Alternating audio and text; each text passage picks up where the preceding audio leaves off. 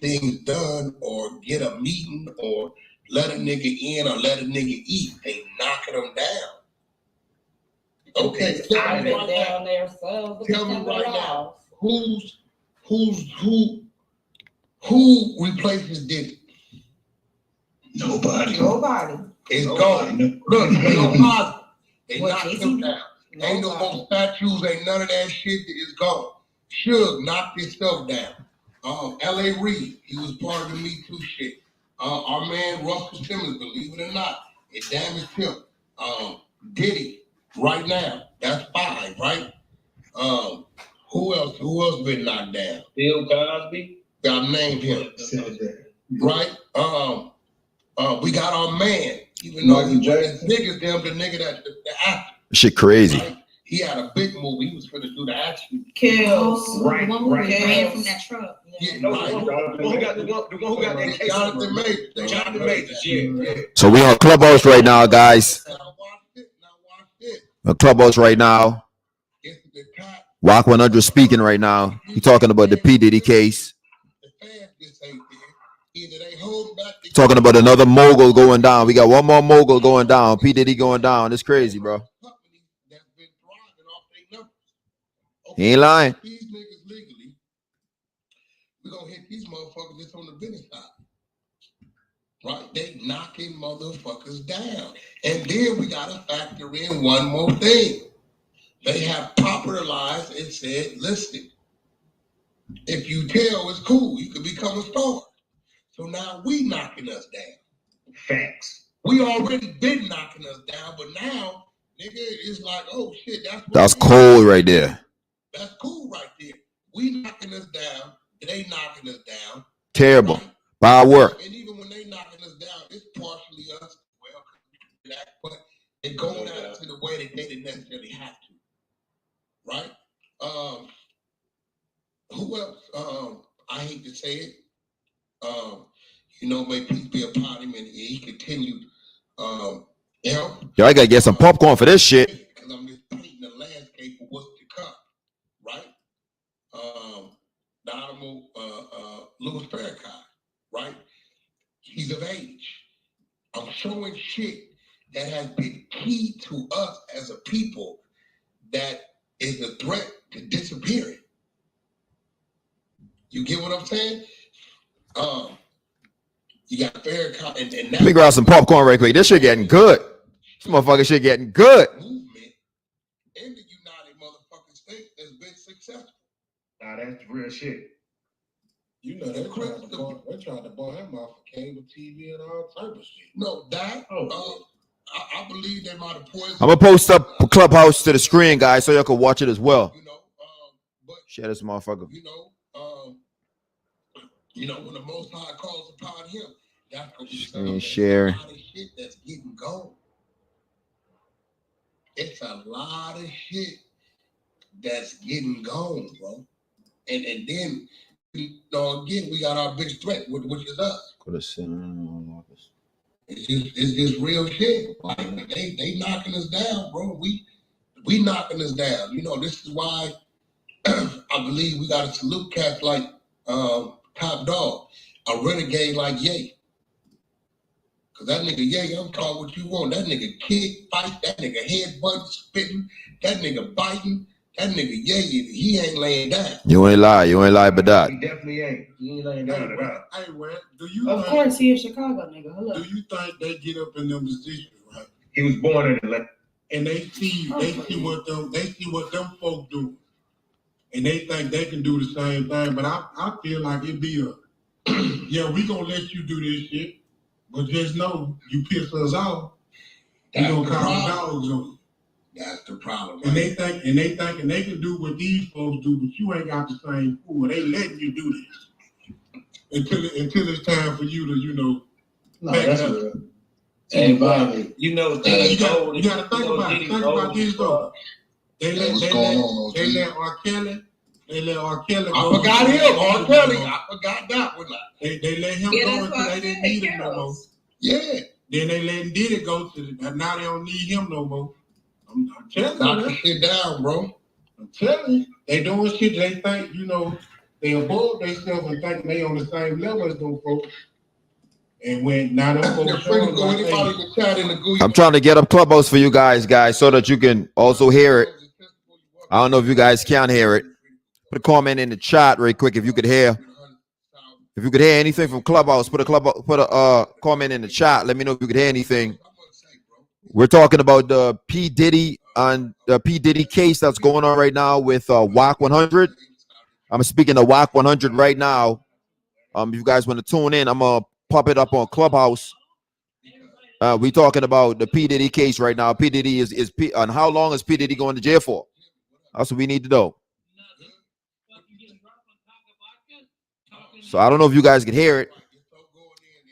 Put something in the chat. Let me know.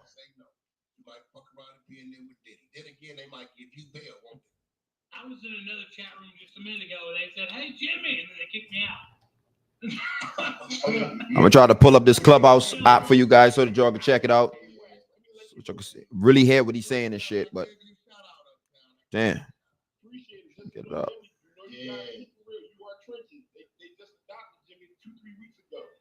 Yeah, you're right. You're right. All right, let's try this. Let's try this. Don't go doing that same shit you did over there. Don't let the trick was saying that. They look too nice over here like they were. So just letting you know, Jimmy. Entire screen. Fucking system. Lock this screen. Periodically, I'm gonna switch over from what they saying on Clubhouse with Wack 100, and I'm gonna switch it over to DJ Akademiks as well. So that's what I'm gonna do right now. I'm gonna go over to DJ Akademiks right quick and see what he's saying about the case still, because it's a lot to unpack. It's a lot to unpack. This ain't just something, you know. Let's get over to him, see if he's still doing his live. If Akademiks still doing his live, I'm gonna switch over to him. Periodically, it's gonna be between Wack 100 and DJ Akademiks. So I'm speaking to both of those guys. Well, you know what I'm saying, trying to get both of them. We're gonna see. Both of these guys are speaking about the P-Diddy case, and this shit going wild right now. It's another person right now that we look in the black community that we don't always have to look up to someone, but look to help us get through the front door. You get what I'm saying? So there's another motherfucker going down. So we did not R. Kelly, he done gone down. Who else went down? We had R. Kelly, we had Cosby, we did not fucking, now we got P-Diddy lined up. He next. So hopefully 50 Cent ain't the next one. Like, we got moguls that we have in the industry that try to keep us up, bro. So I'm gonna fucking let me get this shit right, and I'm gonna play an Akademiks right quick, and then from there I'm gonna hit you with the Wack 100, because Wack 100 is still live right now, and he's still answering some questions. If you guys have any questions, put it in the chat. Put it in the chat. I got y'all guys. I got Xbox, whatever y'all need. Let me see something right quick. So I'm live on Facebook, YouTube, Instagram. Keep this shit going. Let's keep this shit rocking. Where you are with it? Where you are with it? Shit, you. The evidence of the crime once it was determined that the law enforcement officials were looking into this. That evidence is damning. In addition to having the victims coming forward and corroborating one another's accounts, the fact that you have video evidence, they can see and hear Mr. Combs threatening and hurting victims. I mean, this case really seems incredibly strong. So given the details, given the strength of the case that the prosecutors say they have, Lisa, what will the judge consider if they offer this $50 million so he can be free while this case is going to trial? This is crazy, bro. Christy and Kristen know well the dangerousness of the individual to the community, as well as the likelihood that they will and have the capacity to flee, are two factors that a judge considers.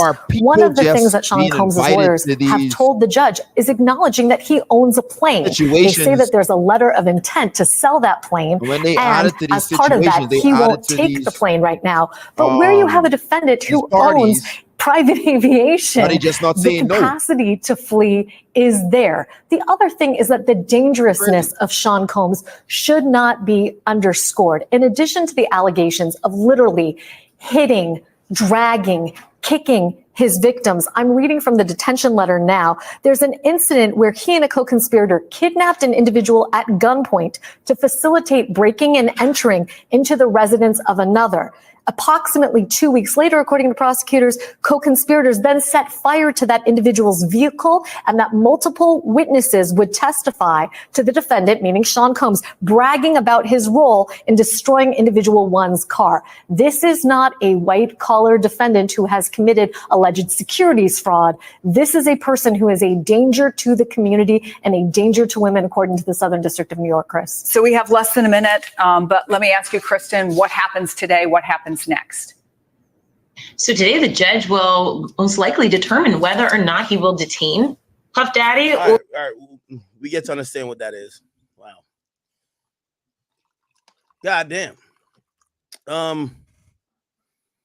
We're clearly still in a state of shock. Harvey Levin. Thank you very much. Now to some breaking news. We are expecting some sort of news conference, I believe, in less than an hour from New York. But what are you? Narcotics offenses, arson, bribery, drug charges, including during the raids, they found oxy, GHB, ketamine, cocaine, MDMA. They found AR-15s. There is clear reference in this indictment to that Cassie video where she was brutally beaten at the Century City Hotel by Diddy in March of 2016. They mentioned that prominently in this indictment. Also, they mentioned these freak-off parties, these sex parties that Diddy had. And they say that he had pressured women into having sex with male commercial sex workers, freak-off parties, which they say he often recorded. So there are just a variety of charges here. His lawyer says not only is Diddy not guilty, his lawyer says he's innocent when he walked into the courtroom. And like you said, the U.S. attorney is going to be laying this out at 8:30 our time in a news conference. Harvey, the arson charge that you mentioned, is that in any way connected to the when he allegedly blew up someone's car in a driveway? Crazy. The freak off. It could be. The only thing they reference with respect to arson is that it occurred in California. So we don't know, but it well could be. TMZ also reporting on a cryptic post from Aubrey O'Day, who was a member of Danity Kane, which is one of the pop groups that Diddy put together.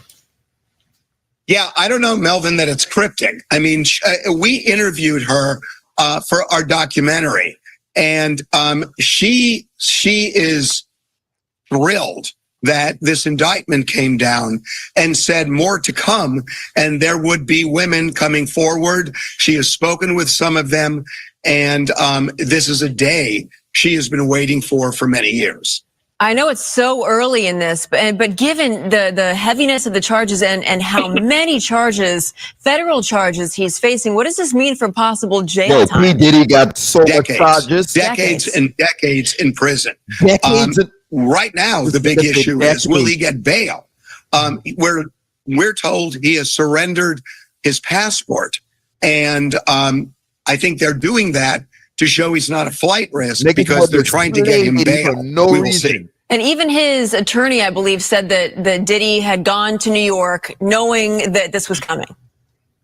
Yeah, I mean, it was really clear this was coming. Now, we were told that this was supposed to happen today.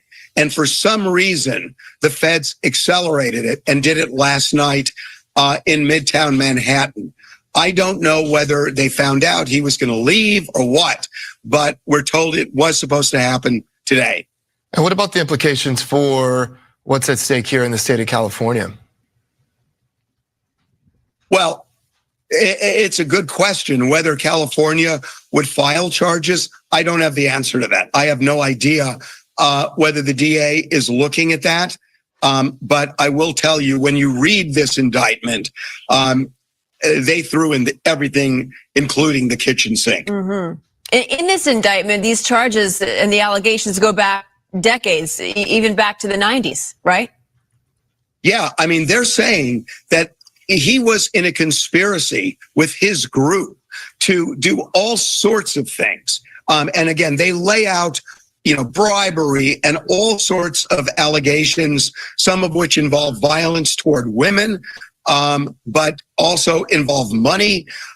They say that this has been a decades-long criminal enterprise. That's essentially what they're alleging. Which brings to mind the issue of perhaps statute of limitations, especially when you consider chat. So while you've been watching that, I'm trying to see what's going on. I'm looking at all the chicks Diddy used to fuck. Anybody saying anything? Any baby mamas? Any kids? Nobody saying shit. You know who just deleted their Instagram? I don't know if somebody can fact check me on this. I don't know if it was deleted before. Who deleted? But you know whose Instagram is deleted? Shorty here, bro. So she's out here. Okay.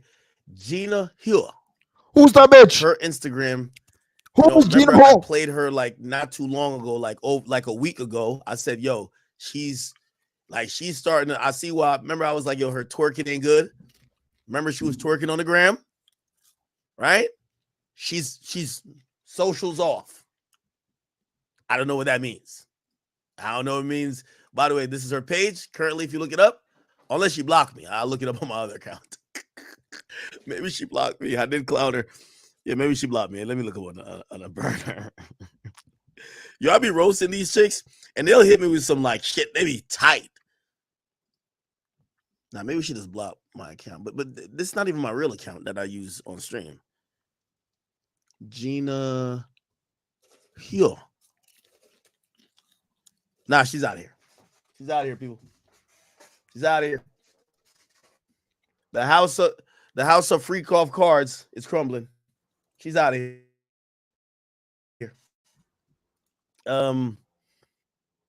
I don't know what this means. This could mean she's a potential witness, a victim, or she could mean, nah, that's my sugar daddy. Fuck y'all. I feel the third one. I'm blocked. She definitely in them take that tapes. She in them tapes with P. Diddy for sure. I think she out of here. That's a fact. I think she out of here, Jay. I'm gonna read donations in a second. Everybody who donated, she on there with P. Diddy. By the way, hey, sorry for the shameless plug. I don't ask.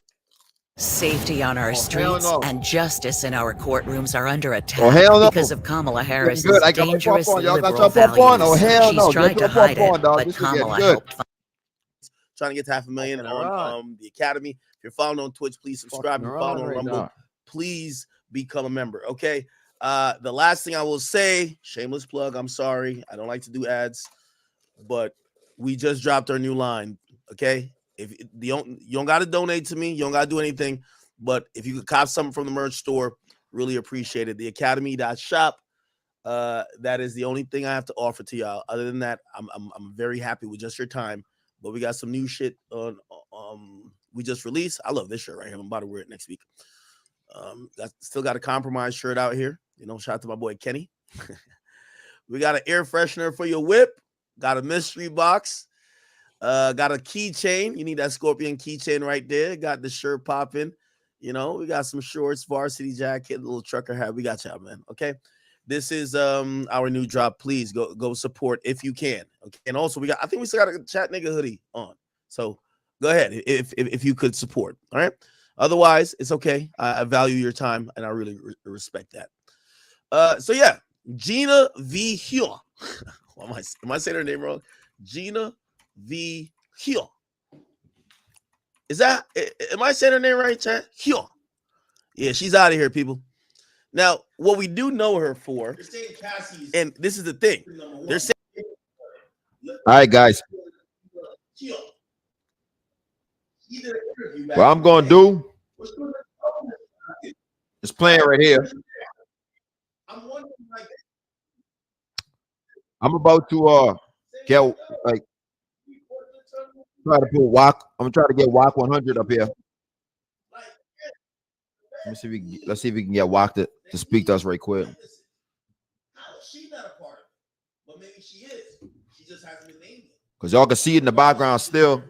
Academics still talking about it. They trying to get Wack. Telling her story because when we spoke the other night after the so we get Wack building, everyone was shocked. Like, whoa, Diddy has a new girlfriend, has a new boo. You guys were like tongue kissing. Wait, I'm blocked.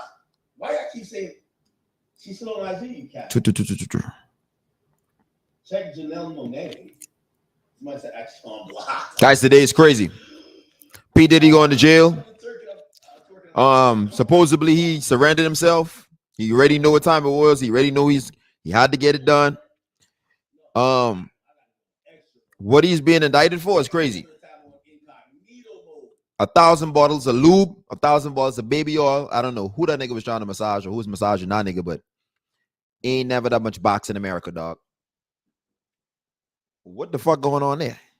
You see the same bullshit. Same bullshit. Did he been on bullshit a long time, bro? Just catching up with the nigga. Just catching up with the nigga, bro. This nigga on some wild shit. Unlock the screen by selecting the lock. Turn this bitch up. Implants into his foot. Implants? Fuck around Bluto. Unlock this screen by bottom left. Okay, gotta go here. What the fuck? Somebody says check Janae Eichel. Janae Monáe. Janelle Monáe. Fuck she doing? Why should he block me for? Blocked. That's why. Okay, boom. Damn, why I gotta put a password in? Fuck wrong with these? Fuck wrong with the boy? All right, cool. Boom. Quit. Reopen. Later. Don't quit and reopen. Let's fucking just go. Just go through it. Fuck, dog. Just go through it, the motherfucker. All right. Let me see if I can pull it up. Boom. Bop. Start fucking playing with the nigga. Movie. Maybe going with this. Give me the entire boy. Yeah. Damn. More bullshit. Unlock da. Unlock the screen. Turn the lock in the bar. I'm trying to get Wack 100 to ask him some questions. Guys, just give me a second. Unlock the screen by selecting. Hold on. Check Google. All right. If you already checked on, try to recheck it. All right. Okay. I gotta restart this whole motherfucking shit. That's some bullshit. That's some bullshit. Why I gotta restart the whole fucking shit over this stuff? What y'all saying in the comments? There's an effort to make this about women. It's getting my nerves. Puff was drugging and raping both men and women for 30 years. Dude raped Usher as well. Who is she? Damn. Who raped Usher? I am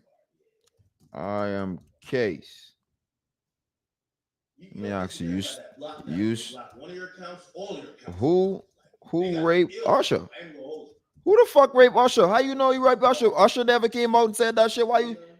I am Case. You can't be putting that shit out there like that, dog. Usher never came back and said that shit, bro.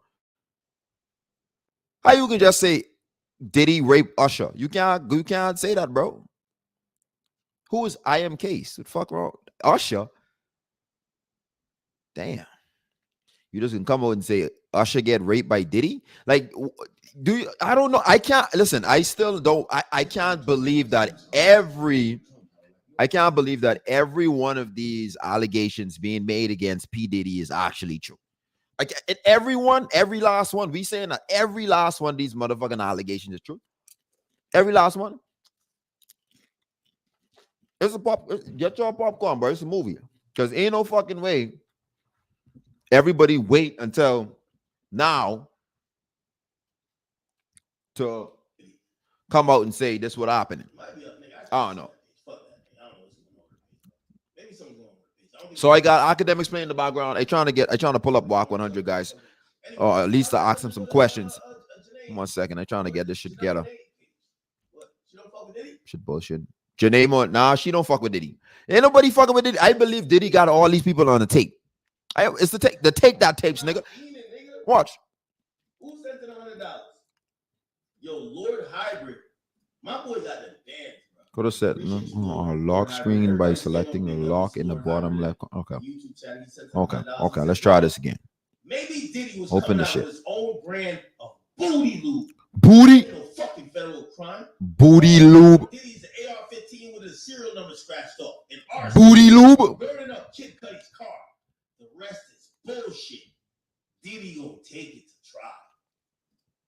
Booty lube is crazy, bro. You know, if they so vehemently are going against what they believe Cassie is saying, it looks like they will take the shot. So we'll see. Holy. All right, let's see. All right. Leave this month. No. Shout out to Lord Hybrid though. Okay. All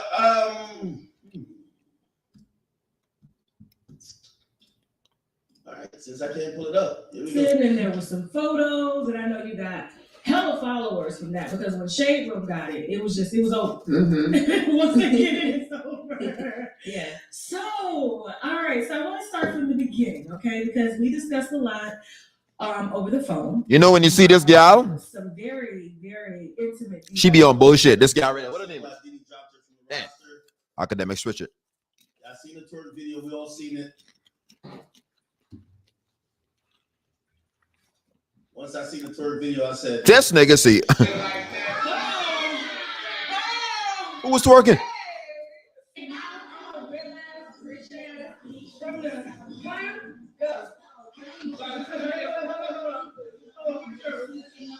See the problem? This gal twerking. She twerking in front of the camera. with that ass, you know what I mean, full string, no disrespect. But anyway, fuck all that. I'm joking around. Is she cooperating? You twerking in front of the camera. We gotta get to the fucking. And then now you. She cooperating against Diddy or not? Anyway. If she cooperate against Diddy, she's a piece of shit. Details and things that just kind of made me go, wow.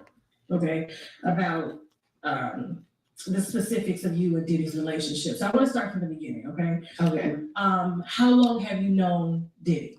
I've known him for 5 years. 5 years. That ain't long enough. Do you mind like telling me what year? But I guess so. I met him February 2014. Well, Again, she would be a subject of who the feds who want to talk to. I'm wondering what happened. technically the very first time I met him was September 2013 because I was at a fight in Vegas and I went to the Palms and he was hosting there. So I kind of met him there, but he says he remembered vaguely. And then like 5 months later, I ran into him again in Miami, February 14th, 2014. Okay. I see what they gotta do. I guess. I see what they gotta do. Damn it. When you met him and like you remember him, but he didn't remember you. Of course, everybody remembers Dick. It's like, yeah. Well, I think he saw me and then he was like, "This was at the park." I'll be back. He saw me and he asked who was I with, and I pointed to the guy I was with, and he kind of left me alone after that. Oh, yeah. Okay. So nothing.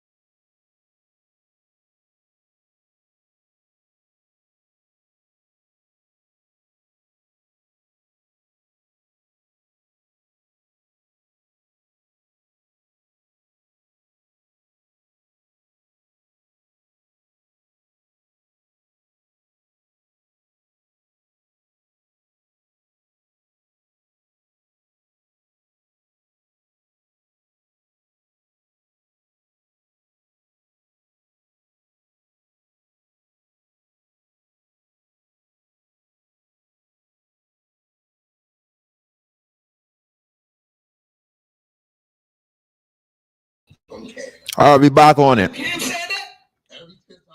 Oh shit, hold up. Hold up. I go back.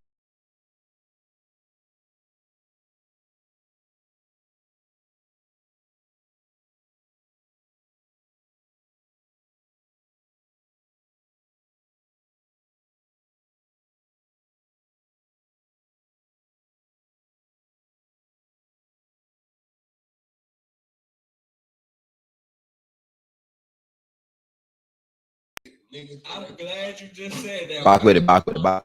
So I trying to get Wack 100. Hey brother, support me. I will be out soon. Nigga, you gotta be crazy.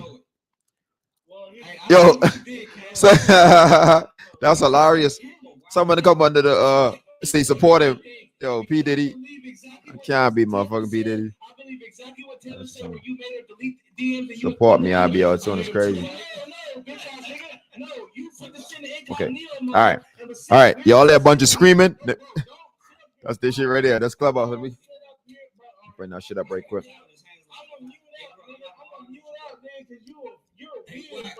You're weird in real life. I appreciate you, man. Clubhouse shit, and you're weird in real life, my nigga. You know what you did. You sit up here acting like you don't know, and niggas already know because you run this conversation. This conversation niggas had with their baby mothers. All right, I thought they was going to be talking about. Let me mute this up right quick. Stop talking to me, dude. Stop talking to me, dude. You sound like a female. I thought they was going to be talking about Of course. I thought they was gonna be talking about the shit with Akademiks talking about with P-Diddy, but they going crazy right now. They on some other shit. All right, let me switch this up. No, not in here, but because I've been here in February. Let's switch this up a bit. The same year.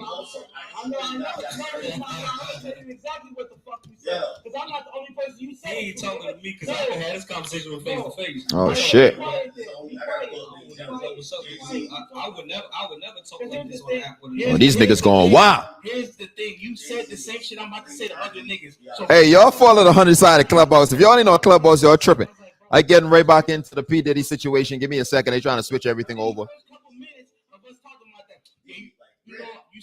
These going wild right now.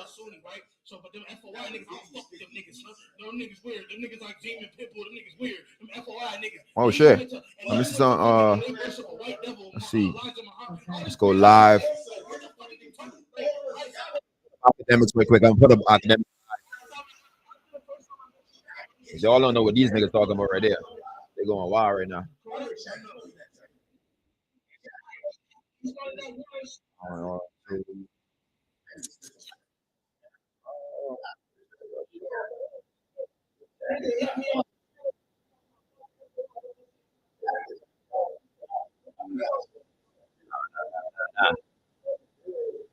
Okay, bingo. Shaq make niggas like Diddy look like they ain't even trying, bro. Mute this shit up. The thing is, a nigga like Shaq, he a billionaire, so like whatever the fuck you talking about, it don't matter. These Like he niggas a billionaire going for real. crazy. Like, Diddy ain't no billionaire. Look at this shit right here.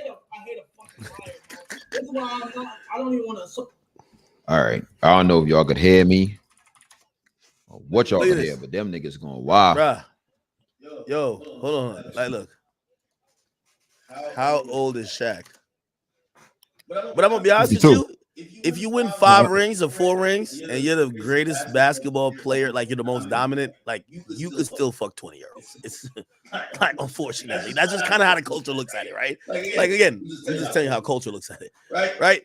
Yo, Shaq took a picture with this chick. Like, bro, come on, dog. This looks crazy. Nigga, like, bro, you're so taller than her. You're so old, like, bro. Like this shit look crazy. Bro. Like, this is diabolical, bro.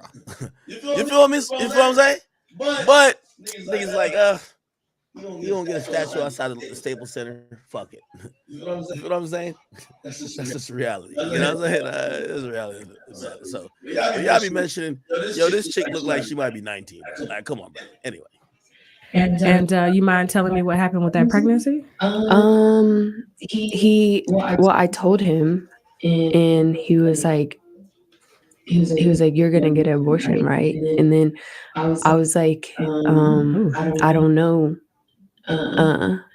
I don't know yet." And then he offered me 50,000 to get rid of it, but I turned it down because I just loved him, and I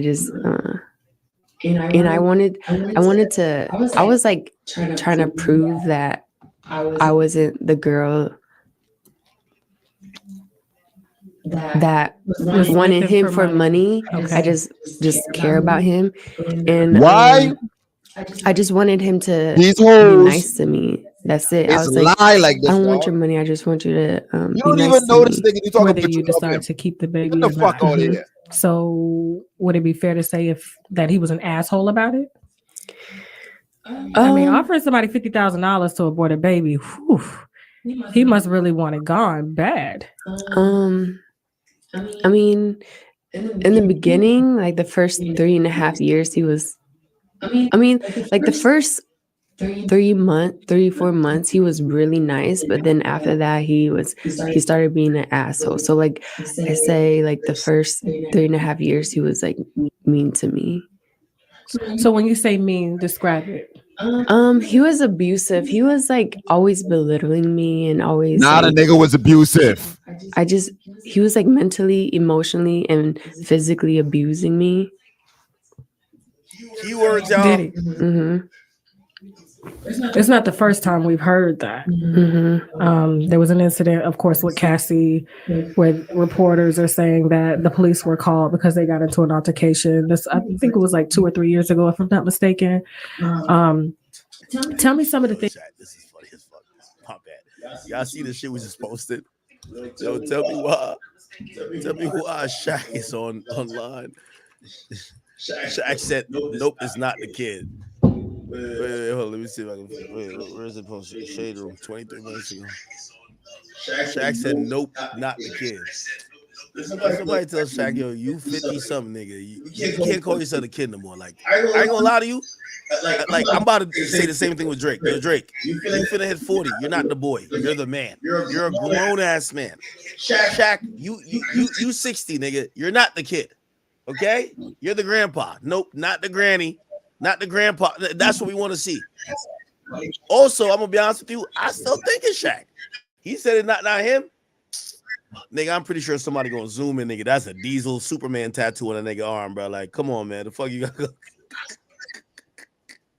Yo, let me stop, man. Before Shaq DM me again. Did I ever tell you Shaq DM me? Talking crazy? The whole time I'm like, yo, Shaq, shut your stupid ass up. Yo, Gilly called me, was just like, yo, bro, yo, Shaq got paid. Yeah, I be snitching. Yo, Shaq, you know I snitch on you, even though you're a cop. They said it told me that Shaq got paid killers in LA on his payroll. I'm like, oh, okay, all right, I'm apologize. Oh man. Shaq, you ain't shit. You know you next though. That's facts.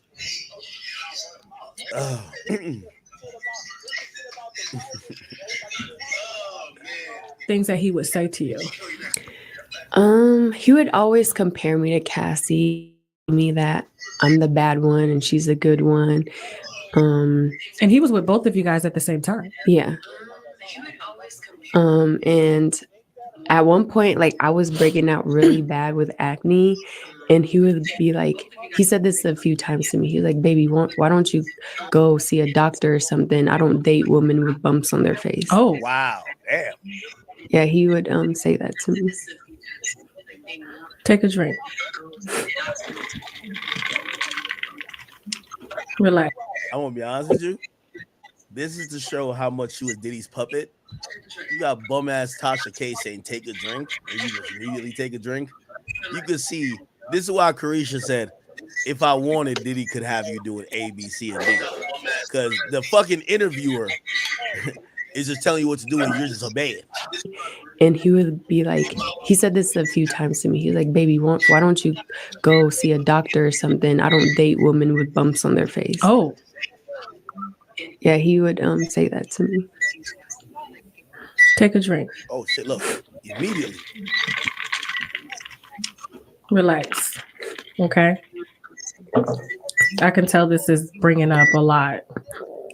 We have some tissues. Thank you, Jasmine. If a nigga don't want you to have a baby, I need to offer you $50,000 to get rid of the baby. Of course, that is very. Why still keep the baby if the nigga don't even want the baby? Especially when you love someone and you fall in love with this nigga and he don't even love you. Tell you that you're not good enough for them. And then he would like call me help later is crazy. Names like he would call me a hoe every single day. He don't even want the baby. A hoe. Yeah. He offer you $50,000 for an abortion. I hate when females say you just won. You won. That's like a different subject. Like you gonna have a nigga skeet all up in you, like shoot up the club anyway for free. Like I get it. That's not like you got 50,000, but it's just like yeah. What are you doing? Whole shit. You fucking other. Yeah.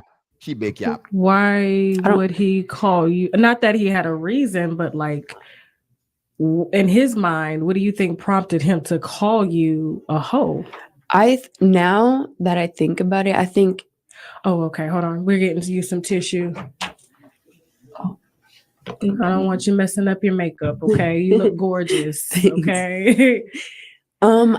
Thinking back now, I think he did it because he wanted me to feel low about myself, like so that I stick around him because like no one would I don't. Oh shit. By the way, shout out. Ooh, damn, y'all been going crazy. Travell, appreciate you for the merch purchase. Janaki. Oh damn, homie dropped like $200. Appreciate you, my nigga. Like real nigga bought 6 items. God damn. Everybody, big W to my man. I don't give his full name, but Janaki, like he went crazy with the merch. Nando, appreciate you. Isaiah, appreciate you. Lazarus, I think that's my boy who do all the edits.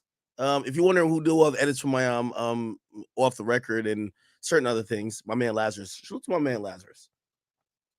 No, I just feel like he'd try to use.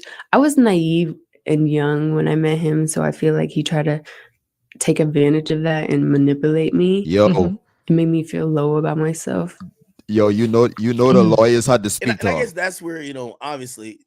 At least with her, it doesn't look like Diddy wasn't dating her on their age or nothing like that. But do y'all think that's an actual thing where like, okay, all right, Diddy's a mogul. He might have been 50 or whatever, close to 50 by the time he met her. Definitely within his own and like super successful. She's insecure a bit. She doesn't have anything. He's offering her a way of life. He's kind of telling her how other women are giving it up and probably leveraging that against her. She's feeling insecure. She's feeling like she gotta. Do you feel like that's like manipulation? What do y'all think? I think that's manipulation because her demeanor kind of gives off the like, I'm trying to please. Like, you guys, let me know. Now let's talk about the. Let's talk about the physical abuse, if you're okay. Joe Biden made Kamala Harris border czar to fix immigration. First, she ignored it. Do you have any plans to visit the border? I at some point. Then she just lied. The border is secure. 10 million illegal immigrants. Migrant crime out of control. Fentanyl kills thousands. We have a secure border. Kamala Harris, failed, weak, dangerously liberal. I'm Donald Trump, and I approve this message.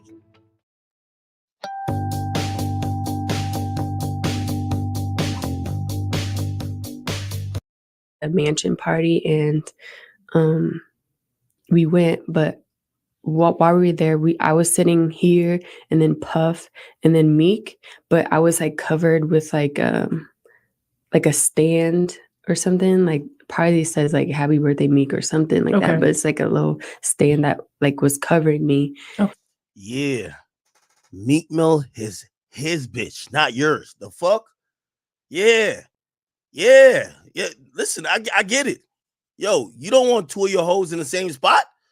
You is hoe, Meek is hoe. That's a fact. Both y'all is hoe. Both of them. Y'all can't be in the same spot. You can't be in the same spot. Because there was like a lot of cameras and stuff there. So it was like me, Puff, and Meek. Puff had like leaned forward to like chat. no homo, but who y'all think Diddy probably fuck with more, her or Meek? Who y'all think? I ain't never seen a video with Diddy saying to her, "You doing it, mommy. You deserve it. I like you when you be scrapping and scraping, mommy." I never heard that. I heard, "I like the way you do it, daddy. You deserve it." That's what I heard. You deserve this. That like shit. If she don't got a video like this, that's wild. If she don't got a video like this, I don't want to hear it. Hey, what's up, King Son? Man, you doing it, man. You deserve it, daddy. You putting in that work. Proud of you. See? She ain't never put in that work. Meek was putting in that work. That's the difference. Shorty, you not putting in that work. Son. Man, you doing it, man. You deserve it, daddy. You putting in that work. Proud of you. I love you. Yeah. Yeah. I see why she tight. Talk to somebody, say hi or whatever. And so I turned over to Meek and I said, "Happy birthday." He put his hand out and he was like, "Thank you." So I reached his hand and shook it. And as I shook Meek's hand, he turned around and saw it and he got so mad. Wow. And then we probably like stayed like 20 minutes after that happened. And then when we got in the car, he like grabbed my hair.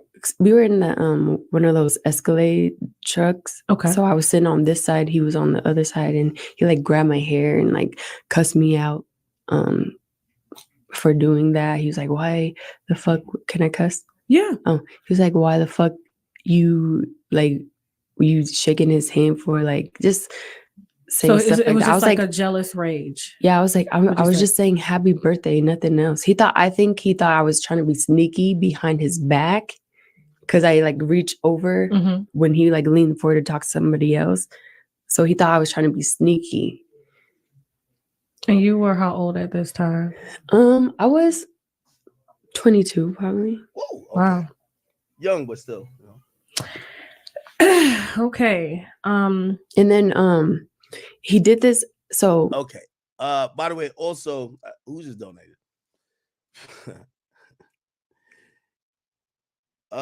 Story to tell. Thank you for 5 and say, "Yo, Shaq is not next because he changes those women's lives. Diddy ruined those women's lives. Shaq gives up. Damn, nigga, you sound like you got a personal story. Like Shaq fucked you." He said, "Shaq is not next. Shaq changes women's lives. Diddy ruined women's lives. Shaq gives out $250,000 care packages." Does he? Because Shaq hit up three of the girls I've dealt with before. I would have told him, go get that $250K. We need that. Need that. What? Shaq giving out $250K care packages? 200? Okay. All right. Listen to me. Wait. Y'all ladies this is not the lead attorney. The lead attorney's paralegal says she didn't delete her IG act. She fucking blocked you. Justin Clark, thank you for the 10. He says, "Yo, act. The freak off must have smelled ungodly." Yo, everybody describe what you think the freak off room smelled like right after the freak off ended. The best one, I don't know, I'll give something to, or we'll give a free shirt or something to. What do you think? Smell like straight booty and meth, nigga. Must have smelled like nasty. Immediately after the freak off. Right after the freak off, what y'all think the freak off smell like? Baby oil? Booty? Food prices are just too high. Kamala Harris's plan will bring costs down. Donald Trump, he'd impose what is effectively a national sales tax. A Trump tax that'll cost a typical family $3,900 a year. We need a president who fights for us. We need Harris. Listen, if Kamala Harris, when they want to let all your women know, Y'all got to pay for all the bills. Like Meek Sweat. Y'all got to take me out to dinner. Yo, I ain't paying for shit. If Kamala win, y'all women got it. Y'all in charge now. The woman is president. Y'all in charge. Sodom and Gomorrah. Smell like tuna. The New York subway. Yo, stop playing with Flacco. Who said Flacco in my chat? Yo, that's Big Flacco, and that's my nigga. Stop playing with him. What? It smell like the chumba. All right, y'all. Yo, a story to tell. Thank you for the 5 again. You said Shaq took your girl. That you lying. You lying. It might have happened, though. I literally just talked to a rapper who told me he got into an argument with Shaq. And I'm like, bro, how is it 4 people out? 2C called me one day. He's like, yo, Ak, why does bitch ass nigga Shaq in my DMs?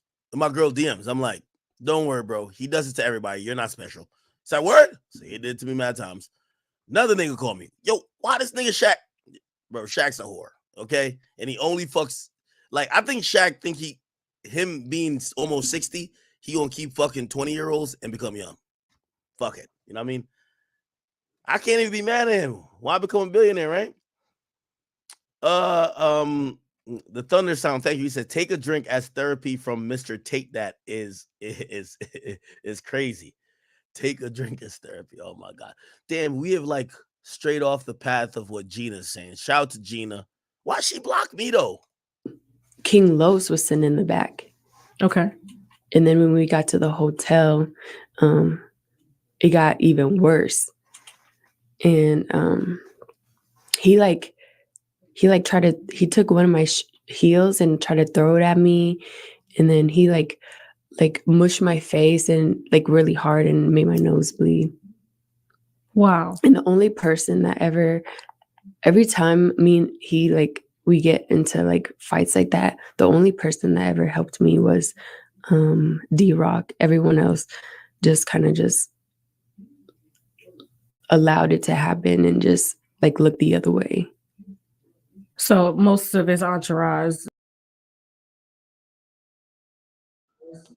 All right. I'm gonna take y'all over the clubhouse for a second. Yeah. Want to see what the fuck they doing over there? Just walk away and just leave us alone. I'm gonna keep watching it in the background. Like, no bullshit. A lot of these women, we're and for security, only Mm. they're here to help and protect his image. Why? He is women. People looking the other way. People saying, well, you must have did something. I don't know if y'all can hear, but we got Wack 100 in the building on Clubhouse. Y'all ever want to talk to Wack? Pull up at the 100 stage, 100 side, y'all. I'll be there tonight. Got my segment tonight and shit. Talk about the Tuesdays with your boy Smooth like that. Y'all know what time it is. But Wack 100. I'll pull up on Clubhouse if y'all want to talk to Wack. I just wanted to see what they're talking about right quick.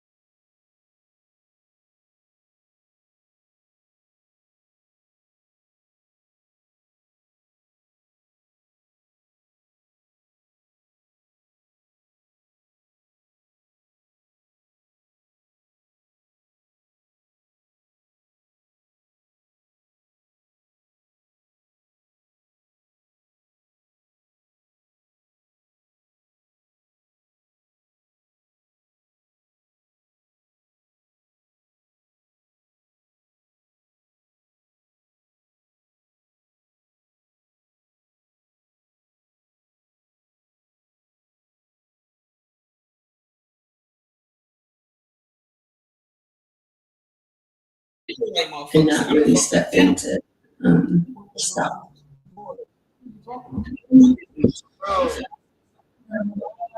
Ask this nigga, I'll say it again. I'll tell you verbatim. So who I asked you about you asked Brandon about how you fucking they FYO, fuck with them niggas. They worship a white devil. They savior is some white dude that's telling them all this bullshit. What if I don't even know nothing about Islam? Hold on, show that. Hold on, right there. You say you don't fuck with him, you want Salam. He said, I don't fuck with them niggas. I don't fuck with them FOY niggas. That's right what he said. Oh, anybody that's Muslim on the stage. Hold on. Anybody that's hold on. This man talking about me, but y'all take me over. Anybody on this stage that's Muslim, I had a conversation with. Do I ever bring up any other doctrine? You even said that. The worst part is you want to entertain this weird nigga. It sound like you telling the truth, you know what I'm saying? I kind of believe the nigga.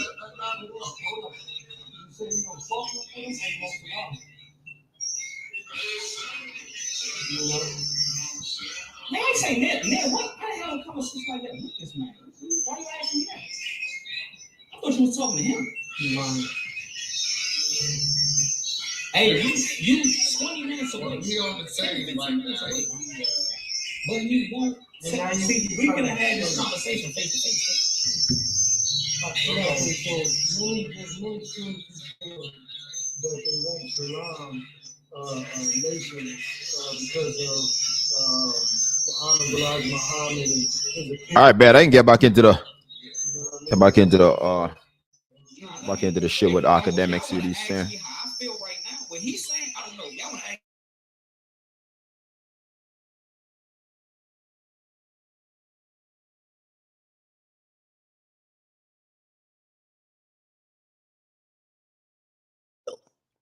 Also, these women have never worked a 9 to 5. Like, they're used to have their bread buttered on both sides. When you ask them why they stay, it's like they're like, well, I only know this lifestyle, and I guess I have to just keep going through it. You know, I won't necessarily call her a gold digger. Maybe you will. I won't. This is all she knows. A lot of these women, all they know is that they're beautiful, they're attractive.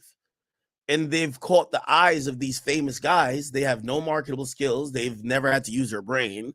They've never had to problem solve. They've never had to get a job. When you say why do they stay? A lot of these women, they're staying because until they find another man to foot the bill or find another opportunity, it's like, imagine you like being in a fucked up job and you're like, your boss talks to you crazy. They be doing you dirty at work, but like it pays the bills. So, you know, I know it's easy to just demonize these women like, yo, y'all whores, this and third, but you know, and no one's ever going to feel, well, actually people do feel bad for attractive women, but at all, their only skill is being a commodity of sexual objectivity that rich and successful men lust and yearn after, right? In shorter words, they their whores. thing is, all right, once they they all realize whores. that, let's find the guy of highest value or the guy with the most money. So when you're with Diddy, there's not another Diddy coming around. You know what I mean? And then there's more beatings, according to you, that happened after that, because that was just the first time. What made you stay? Because I just thought,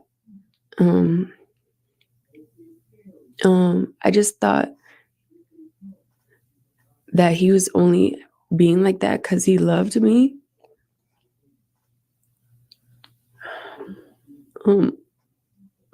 Get your tissue. I don't want you messing up your makeup, okay? I'm sure you've shed enough tears about this, so. Because, I mean, I grew up watching my mom get beat by my dad, so that's all I knew. So I just thought it was normal, and I thought it just mean he loved me. Do you know most domestic abuse victims don't talk about their abuse? They're ashamed of it. They feel like as if they've done something to deserve it. Yeah, I felt that. Now, let me ask a question. Again, I hope if you're watching this, we've been streaming for 7 hours straight. Again, we're getting to 10 hours today. We ain't getting off. We ain't finna get off. We finna do 10 hours. This is all good. But let me ask you a question genuinely, Chad. Do you believe that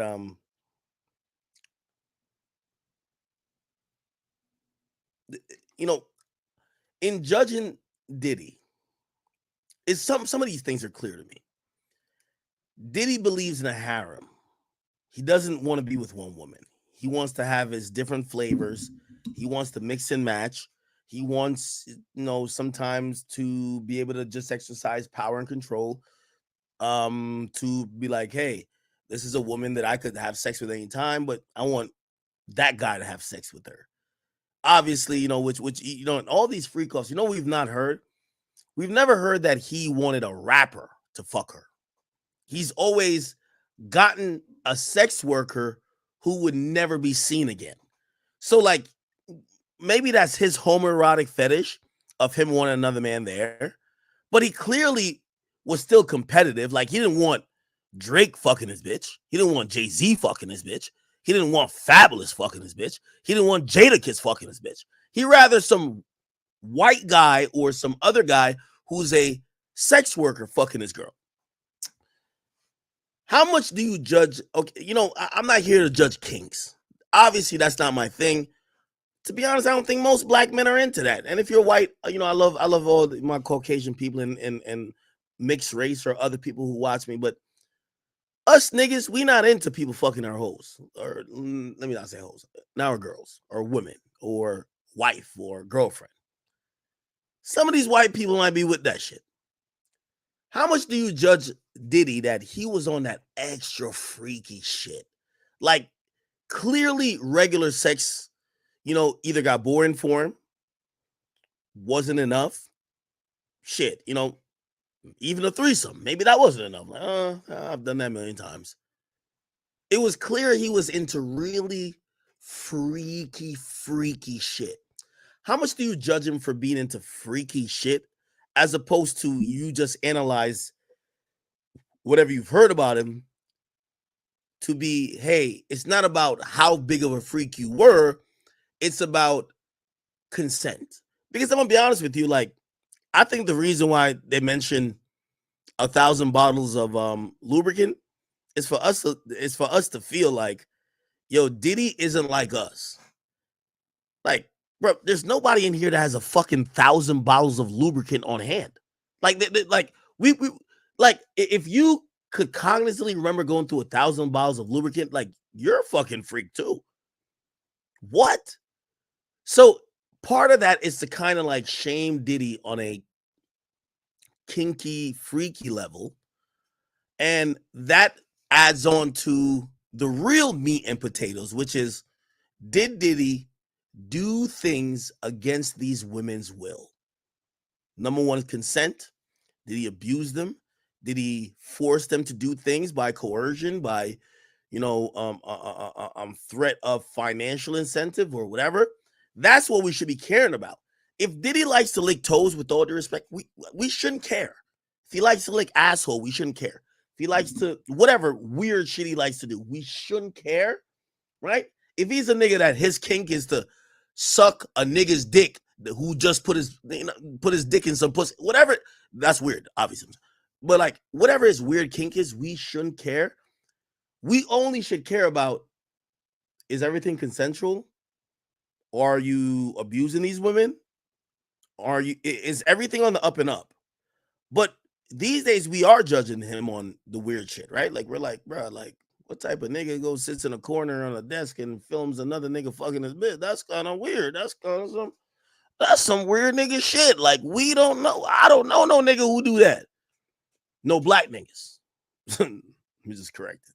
I don't know no African Americans or black people who just go sit in the corner and jerk off while your girl getting donkey fucked by another nigga.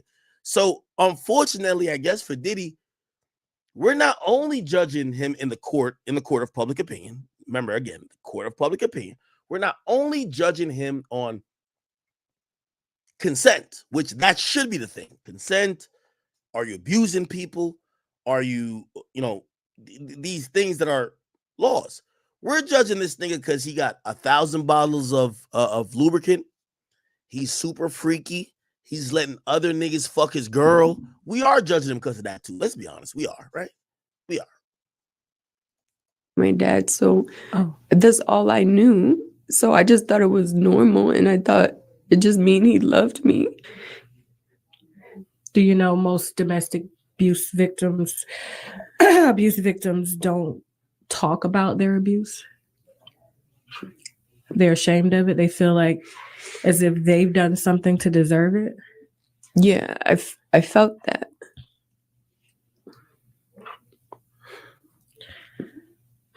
Let's talk about baby 2. When did baby 2 come? Last year in August. So I've never heard anyone say they use a condom, or I've never heard anybody in these free. Diddy clearly doesn't like to be with one woman. That's no crime, by the way. Whatever. But we never heard condoms. Instead, we're hearing multiple pregnancies. One thing I've been surprised that we haven't heard. Yeah, if you're fucking 6, 7 girls, right? And you're doing it all unprotected, bro. First of all 6, 7 girls, say you're a guy, all 6, 7 girls, most likely they're not only fucking you. They might be fucking 2 other guys, 1 other guy. By the time you extend that web of who's fucking who, there's dozens of people in the mix. So you know what happens? An STD gets introduced. One thing we haven't heard is anyone accuse Diddy of STDs or anyone admit to STDs, which obviously that's embarrassing for the person who have to admit it. But that's one thing I'm kind of surprised. I'm like, so we ain't never hear about Diddy. Like, we're hearing about Diddy impregnate you multiple times, which clearly leads us to believe he was having sex with you unprotected all along. But he's never been monogamous to you. He got mad on the girls. No STDs? All right.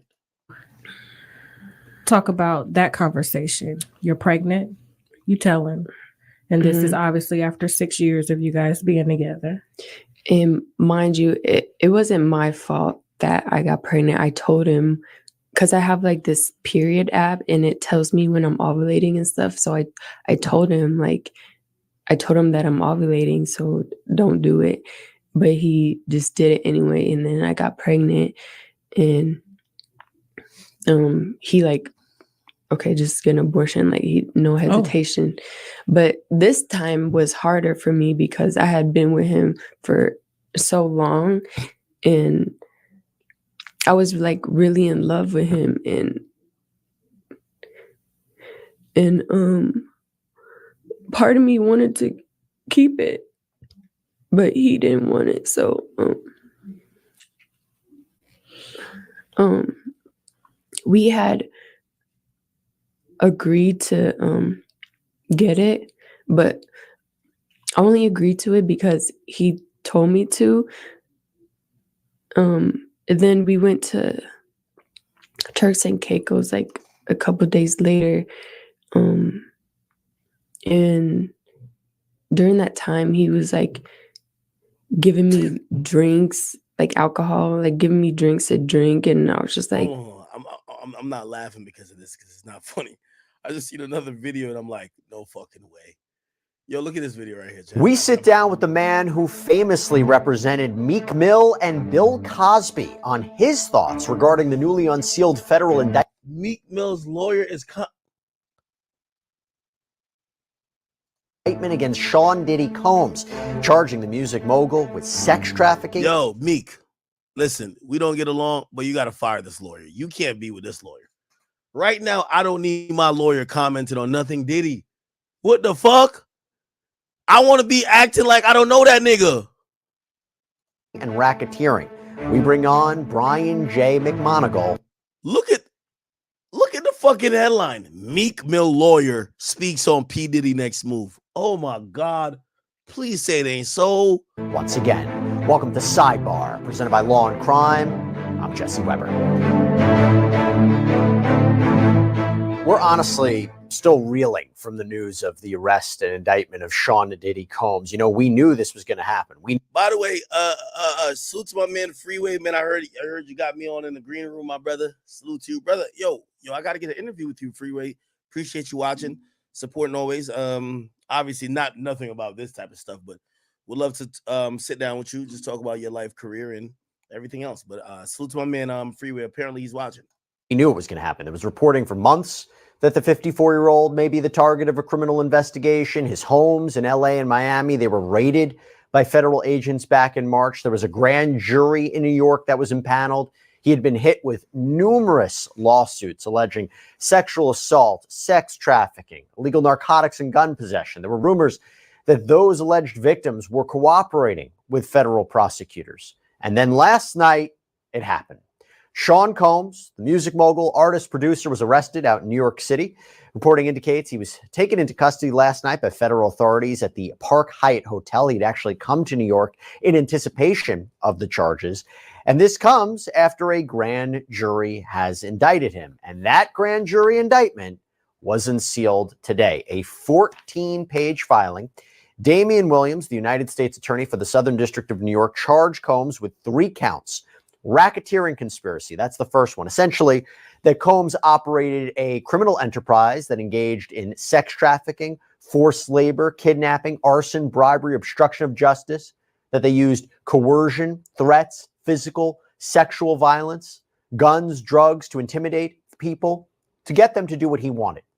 And there's a large discussion about freak-offs when he would allegedly threaten and lure women to engage in sex acts. Freak-offs is the craziest shit I've ever heard. Yo, chat, is there any video of Diddy saying freak off? Like you know what the word freak off kind of like almost suggests, right? Like you ever had it be like, yo, this is a joke off. This is a something off. It's like we're gonna find out who's the best, who's the ultimate, right? Like that's the image I get. A freak off sounds like, let's see who's the freakiest motherfucker of the freaks. That's crazy. That's why I'm like, yo, we keep seeing this in lawsuits, but is there any fucking proof of Diddy saying this shit? Like, I can't imagine him saying, yo, bruv, like, yo, Diddy, what you want to do? What you want to do today, Playboy? What you want to do today? Go to the club? Nah. You want to go to the studio? You know, the Locks in there cooking up heat. Nah, fuck that. Fuck them niggas. Yo, you want to put on a Chinese suit? Man, fuck that shit. We ain't got time for that. All about the Benjamin, baby. You know what I mean? Take that. What do you want to do today? Nigga, go grab Cassie. Go get some prostitutes.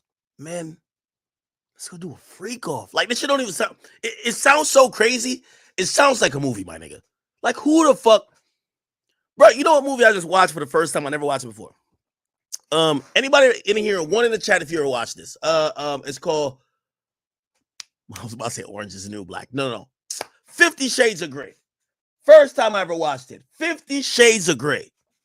Watching the shit, I'm like, this got to be what a freak off is. Except there wasn't multiple people. It was just 2 people. But it was like some BDSM shit, whatever. And I'm like, okay.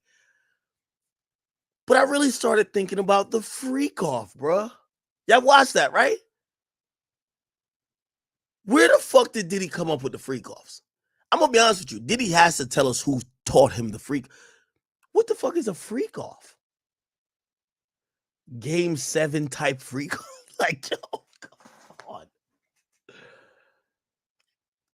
50 Shades of Diddy?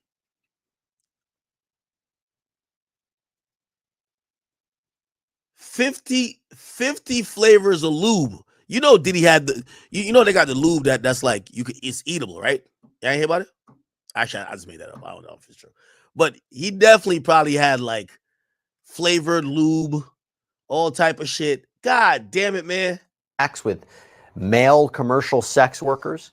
He's also charged with sex trafficking of a victim by using force or coercion or fraud to have that person engage in commercial sex acts. And he's also charged with transportation of people for purposes of prostitution. And these are 3 very serious felonies that potentially you're looking at potentially 15 years to life in prison. That's what we're talking about here. By the way, as we sort through all these legal filings around Sean Combs, and there's a lot to get into, can I just take a quick second to tell you guys about something positive? Yeah, some force women and men. It's going to be a war on right now. Brian J. McMonigal, thank you so much for coming on, Brian. Really appreciate it. Thank you for having me. It's Meekman lawyer. So, your reaction, is it what you expected? It was, and yet reading it took me back a little bit. It's quite stunning that he's been charged with a racketeering crime. When you think of RICO, you think of a lot of things, and you don't usually think of entertainers. But here we go. And it is rather staggering in terms of the accusations. You're talking about sex trafficking, you're talking about kidnapping, forced labor, and the like. And it's going to be a war. The charges couldn't be more serious. My guess is the government will seek pretrial detention, as they often do in cases like this. And he's got a really great lawyer, and he's going to need one. And we'll get to that pretrial detention because that is what prosecutors are moving forward with. But the racketeering, right? So you have this idea that he is leading this criminal enterprise. It's not like it's Sean Combs LLC, it's a group of people, right? And the idea is that he's using illegal methods to force women and men as well into these situations. And it's a combination of all of these underlying crimes. But the government is not proving, they don't have to necessarily, they're not charging him with kidnapping or forced labor, but it's an underlying crime, part of this criminal conspiracy. How tough is that to prove? I mean, we know R. Kelly in New York, in the federal context, was charged, was found guilty, sentenced to 30 years in prison. But how tough is that to prove?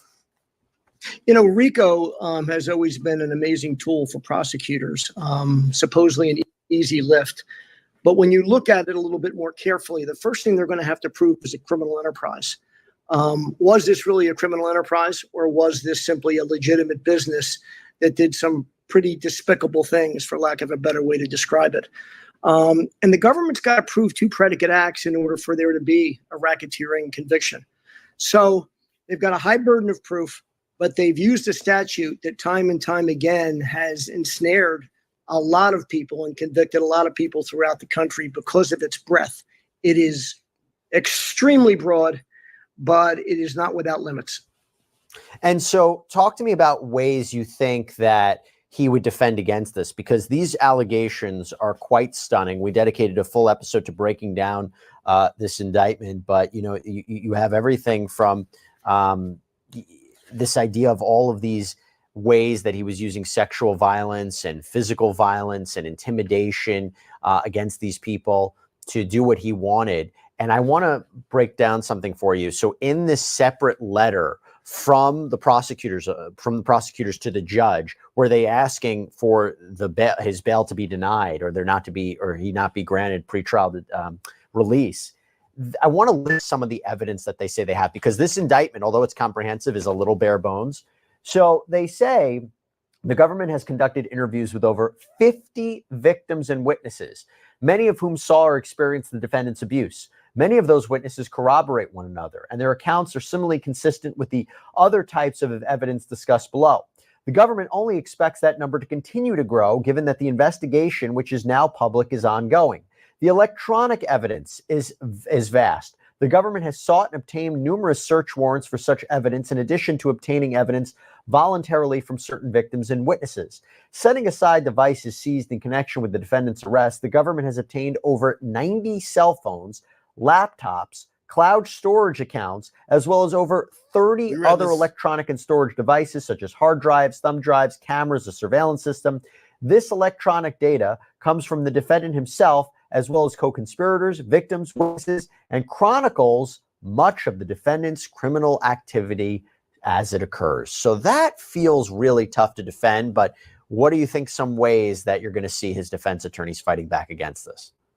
Yeah, besides that, Mrs. Lincoln, how'd you like to play? It is going to be really difficult to defend. But I think what you're going to see is a rather calculated effort to break it all down. Number one, was he involved in the specific acts? You know, are there buffers, to use the Godfather analogy?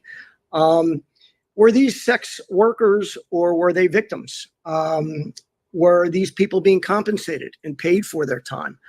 Were they voluntarily taking drugs or were they being drugged? The difference is like the difference between lightning and lightning bug. And, you know, if the defense can find some symmetry in those talking points to say, hey, listen, bad behavior, horrific behavior, but everybody came into this thing with their eyes wide open. They got paid for what they did and they left compensated.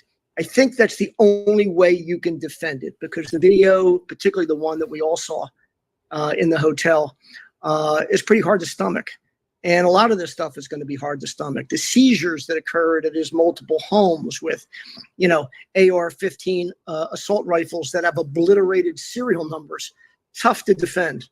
But I think what you're going to see is, hey, listen, we didn't force anybody to do anything. This was all orchestrated. It was bad behavior. But nobody did anything against their will. And then it's a cross-examination exercise. And they got to hope they get a little bit lucky with one or more of these eyewitnesses in terms of maybe giving false statements or something like that. Otherwise, they're in for a long haul. Do you get the sense, even though there are no specific alleged victims named in this indictment, and they're not named in the letter as well, do you get the sense that this indictment is based upon maybe entirely the accounts from the people who have already sued him? So Cassandra Ventura, Rodney Jones, Joy Dickerson Neal, he's facing so many different charges and so many different complaints. You know, somebody who's been following it for a while, I saw overlap. I mean, more specifically, the Cassandra Ventura 2016 video, which we all know about, which was amplified, which was mentioned by Cassandra Ventura in her complaint. And then we all saw after the CNN published it, and Sean Combs apologized for it. It is mentioned in this indictment. That's a more specific example. There are other things that are more general, but again, it seems to be consistent with the allegations that have been levied against him in these complaints. So do you think that those people who sued him are the cooperating witnesses in this indictment? There's no question about it. I mean, the federal government doesn't typically need a roadmap, but they got one here. And the civil litigation, I'm sure, consists of the very same players, very same alleged victims, very same witnesses. So they took that and they probably, as you would have imagined, put it in front of a grand jury, got additional witnesses to corroborate that which was, you know, portrayed in the civil litigation. And that's going to be your case. I don't think there's going to be many surprises here for the defense. They've seen this. I think they expected this. And my guess is particularly the way I've seen this charged, it looks like, just as you've discussed, they just took the playbook from the civil litigation and, you know, they put it within the rubric of RICO. And now it's life and death. And one of the complaints, I believe it was Rodney Jones, alleged RICO violation. So I wasn't surprised to ultimately see that. Were you surprised at the number of counts here, in the sense that, you know, if you compare it to R. Kelly, who I believe was facing more, and there was obvious allegations regarding minors, here you have a very wide overarching racketeering charge. And then you have these two other charges, one sex trafficking by force, fraud, or coercion, that is with respect to victim one, and then transportation to engage in prostitution. Gigolo. Why those charges, you think? Well, you know, they want to be able to establish the predicate crimes. And they, you know, like I said, they only need a couple of them. In every RICO I've ever seen, you have the RICO charge, and then you have a laundry list of counts. I was surprised, quite frankly, of the brevity of the complaint. I honestly thought you were going to see a RICO and then about 100 separate counts that a jury would have the ability to return verdicts. So they didn't. Yeah, you know, I heard a lot of people mention tax evasion. They thought maybe there was some financial. Obviously, we don't know if that's even a thing, But people are thinking, yo, they want to get this guy. Like, we spoke to Myron last night and said, yo, the government is in this thing for millions. They've spent millions of dollars of taxpayer money in investigating this thing, doing these raids, like, monitoring phone taps, going through surveillance footage, phone records, all of these things that can compile a case. You want a big result, right? Didn't do that here. It was bare bones, and I'm not so sure it was done without great thought. I don't think they wanted to marry themselves to specific acts just in case they don't have them at the time of trial. I don't know what people have said before the grand jury. And keep in mind, you can only indict by what you presented in front of a grand jury. And so they probably kept it, as simplistic as they could, because juries can get confused, they can get distracted. And then if some of those other counts that you've overcharged go wrong, it could lead to a real problem for the government. So they kept it simple. That's so interesting. So there is a possibility that more was presented to the grand jury, and the grand jury said there wasn't enough probable cause for these other things you're asking us to come back for, but there is probable cause for these 3 counts. Could be that. You could also see a superseding indictment. I've seen that time and time again, where you get the indictment, 2-3 weeks from now, a month from now, they supersede. I don't think they're going to do that here. They took a lot of time. Charge him with additional crimes? Oh yeah, they have the ability, probably within the next month or two, to supersede this indictment anytime they wish, quite frankly. I don't think they will. I mean, this is the kind of high-profile case. They gave a lot of thought to this, and they wanted it done this way, and it's going to be a war. It's interesting you say that, because Damian Williams, the United States attorney, when he held the press conference today, he said nothing's off the table. Whether that is charging more, that's charging Sean Combs with additional crimes, or charging other people. There's co-conspirators in this. He's the only one charged right now. I don't know if they're cooperating, or he's looking for more to cooperate, or more people will be charged. But he was very clear in the bail package letter, and also when he spoke today, that this is an ongoing investigation. What do you take away from that? Yeah, I mean, if that's what he said, then look out, because he will be charging other people. I was stunned that other people weren't charged. You always charge as many defendants as you can provide probable cause for. Why? You want them to flip. You want to put pressure on them for their lawyers to say, hey, listen, you're facing a life sentence. You better get on the government's team. So this was really surprising to me. A, because it was just him. B, because of its brevity. So maybe what you're going to see is 2 or 3 more shoes dropping. Before I get into the idea of bail, how does this case progress? When would you actually see a trial of Sean Combs on these charges, assuming, of course, that there is not a superseding indictment? I don't know how fast they're moving now in the Southern District, but I assume what will happen here, and what happens in a lot of these RICO cases, is that the government will file, or the defense will request, a complex case designation. So it'll push this trial out, because I'm sure the discovery is voluminous. It'll take months and months. If you're talking about tapes, if you're talking about if there are wiretaps in this case, they'll try and buy time. I could very easily see a trial not for at least 6 months, maybe even 9 months, if it's designated complex case. I don't see anybody running in here and trying this case from the defense perspective. He's got, as I said, really experienced federal lawyers, and they will take their time. They're going to want to read all the grand jury transcripts, develop as much evidence as they can to create doubt, and that's going to take months and months. What is the complex case designation? What does that mean? It just means that the discovery is so voluminous that it would take any reasonable defense team to ask for more time. You saw it recently, I think, in some of the Trump prosecutions, where the defense was constantly asking for more time to prepare. I mean, a case like this, a RICO case, I've had RICO cases that have taken a year to try, so I wouldn't be surprised if it gets pushed. A lot of it depends on your judge too. Some judges, like a rocket docket, and they like to move. So, a lot TBD, but I would think it's got to be 6 months out at least.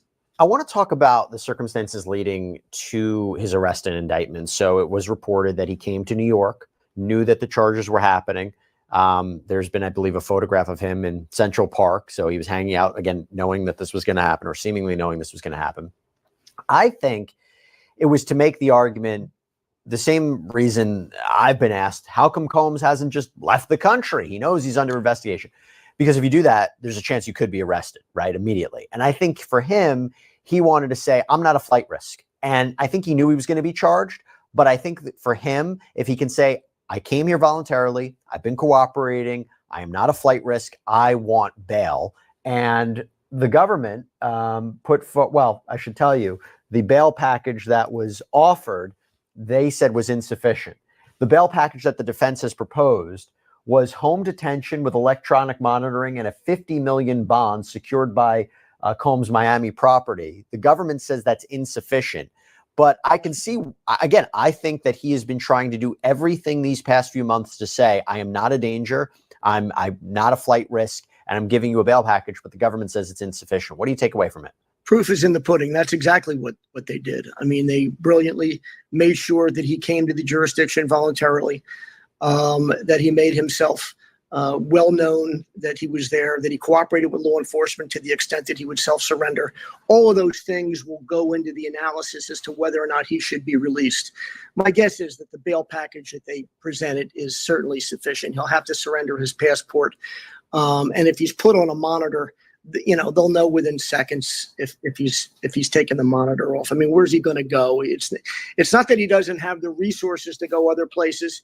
He just doesn't have the means, I think, to get there safely if he's under a monitor. So I think the defense really did a brilliant job of really going beyond what they had to. They could have easily said, hey, listen, he's got no prior record. He's been involved in any number of philanthropic activities. He's got a laundry list of folks that'll speak for him. He doesn't need, he could post a bond of $1 million. They went overboard because they know it's a RICO and they know they have a problem. And I think what they submitted, it's going to be hard for a judge to say that's not sufficient, I think.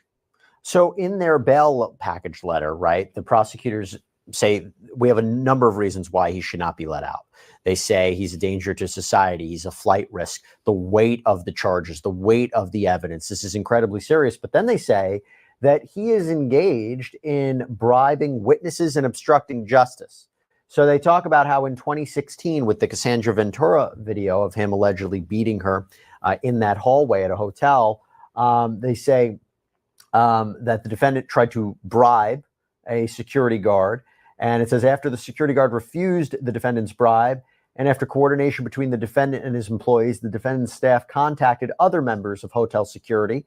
At the same time, staff members were in close communication with the victim of the assault as well, all in an effort to cover up the defendant's assault and to prevent the incident from being publicly disclosed. Within days of the incident, the surveillance video disappeared from the hotel's server. That is actually very consistent with what Cassandra Ventura alleged in her lawsuit. Now, it says throughout the time period charged in the indictment, members and associates of the enterprise have reached out to multiple victims on behalf of the defendant to convince them not to report the defendant's abuse. Most recently, in late 2023, immediately following public allegations of certain of the defendant's crimes, because we know that he had been hit with a number of lawsuits at that point, including his physical and sexual abuse of women, the defendant and other members of the enterprise made repeated phone calls to victims and witnesses during which they provided victims and witnesses with false narratives of events in an apparent effort to conceal the defendant's crimes. On at least 2 occasions, the defendant recorded those calls on a co-conspirator's cell phone, thereby attempting to obscure his involvement in the obstruction. That feels like that could be a problem for him in the eyes of the judge. 99% of the cases, if that was alleged in a federal courtroom, it would be enough to hold him. You got to understand there's a statutory presumption that exists with certain crimes. And he really has the burden here, I think, of establishing that there are conditions of release that will protect the public. The one thing that federal judges, all judges hate is intimidation of witnesses. And if they've got prima facie evidence of witness intimidation, that could be the one thing that keeps him detained prior to trial. You're absolutely right. I said this before, but I want a little bit of clarification. I looked at the law on this, and I'm reading racketeering conspiracy could be 20 years. I'm looking at sex trafficking using fraud or force or coercion. And if I read it correctly, 15 years minimum to life in prison, I guess, depending upon the circumstances. Am I right that this is a situation where if he takes this to trial, and he decides to fight it and he loses and he's convicted, he could essentially be looking at the rest of his life in prison? No question about it. Federal sentencing guidelines and the way the RICO the statute is created, it allows a judge to basically say good night. Because there's a part of it, it's called, and I'm just going to pull it up here one more time. It's part of the racketeering count one of this indictment. It calls it the notice of special sentence. Yeah, I didn't get this part. I was reading this. I didn't really get this. Factor. And that's what that is? They'll try and posture this case, depending upon what counts he's convicted of, as a life sentence. Quite frankly, when I first looked at it, I said to myself, if he goes to trial and loses, it's for sure a 25 to life case. So the stakes couldn't be higher. Go to trial in a case like this, you lose, particularly on some of these allegations. There are not many judges in this country that would do anything else but put him in jail for what could be the rest of his life. One more question for you. We don't have a lot of information in terms of, as I said, like who is cooperating, what this is based off of.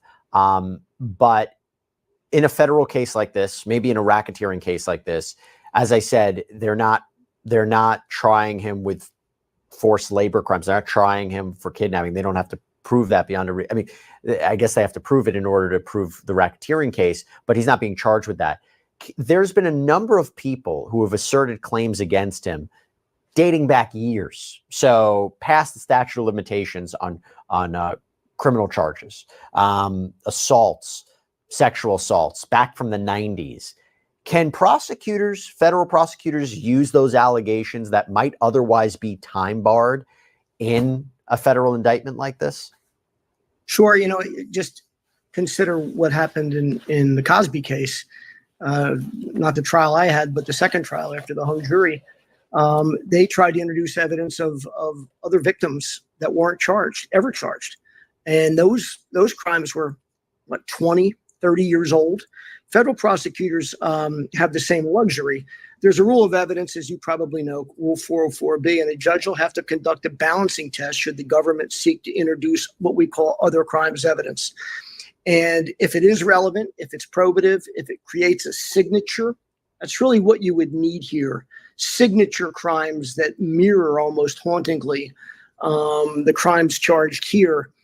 But they've got it gets a little difficult when they're older and when they're aged. And in the federal courts, they usually err on the side of caution and not allow a lot of that evidence. But I guarantee you they're going to be trying to introduce it here. And to be clear, not everything that was alleged in those complaints is a part of this. There was an allegation that he was soliciting minors, and that wasn't a part of this. So I imagine prosecutors were kind of key in what they wanted to use and not. That really shocked me. I really was surprised that I didn't see any accusations involving minors.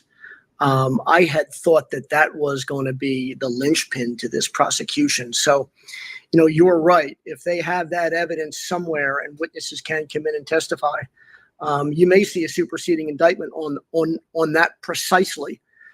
Maybe they were protecting child victims and maybe they just didn't have it. I don't know, but I was really expecting to see that. And that would have been a death knell for him. Because that's why it was so hard to defend R. Kelly, right? He couldn't say these were sexual, consensual encounters, Here, you made an interesting, and go full circle. If you're talking about defending Sean Combs, you have to tell this jury one day, listen, this is a different environment. This was parties.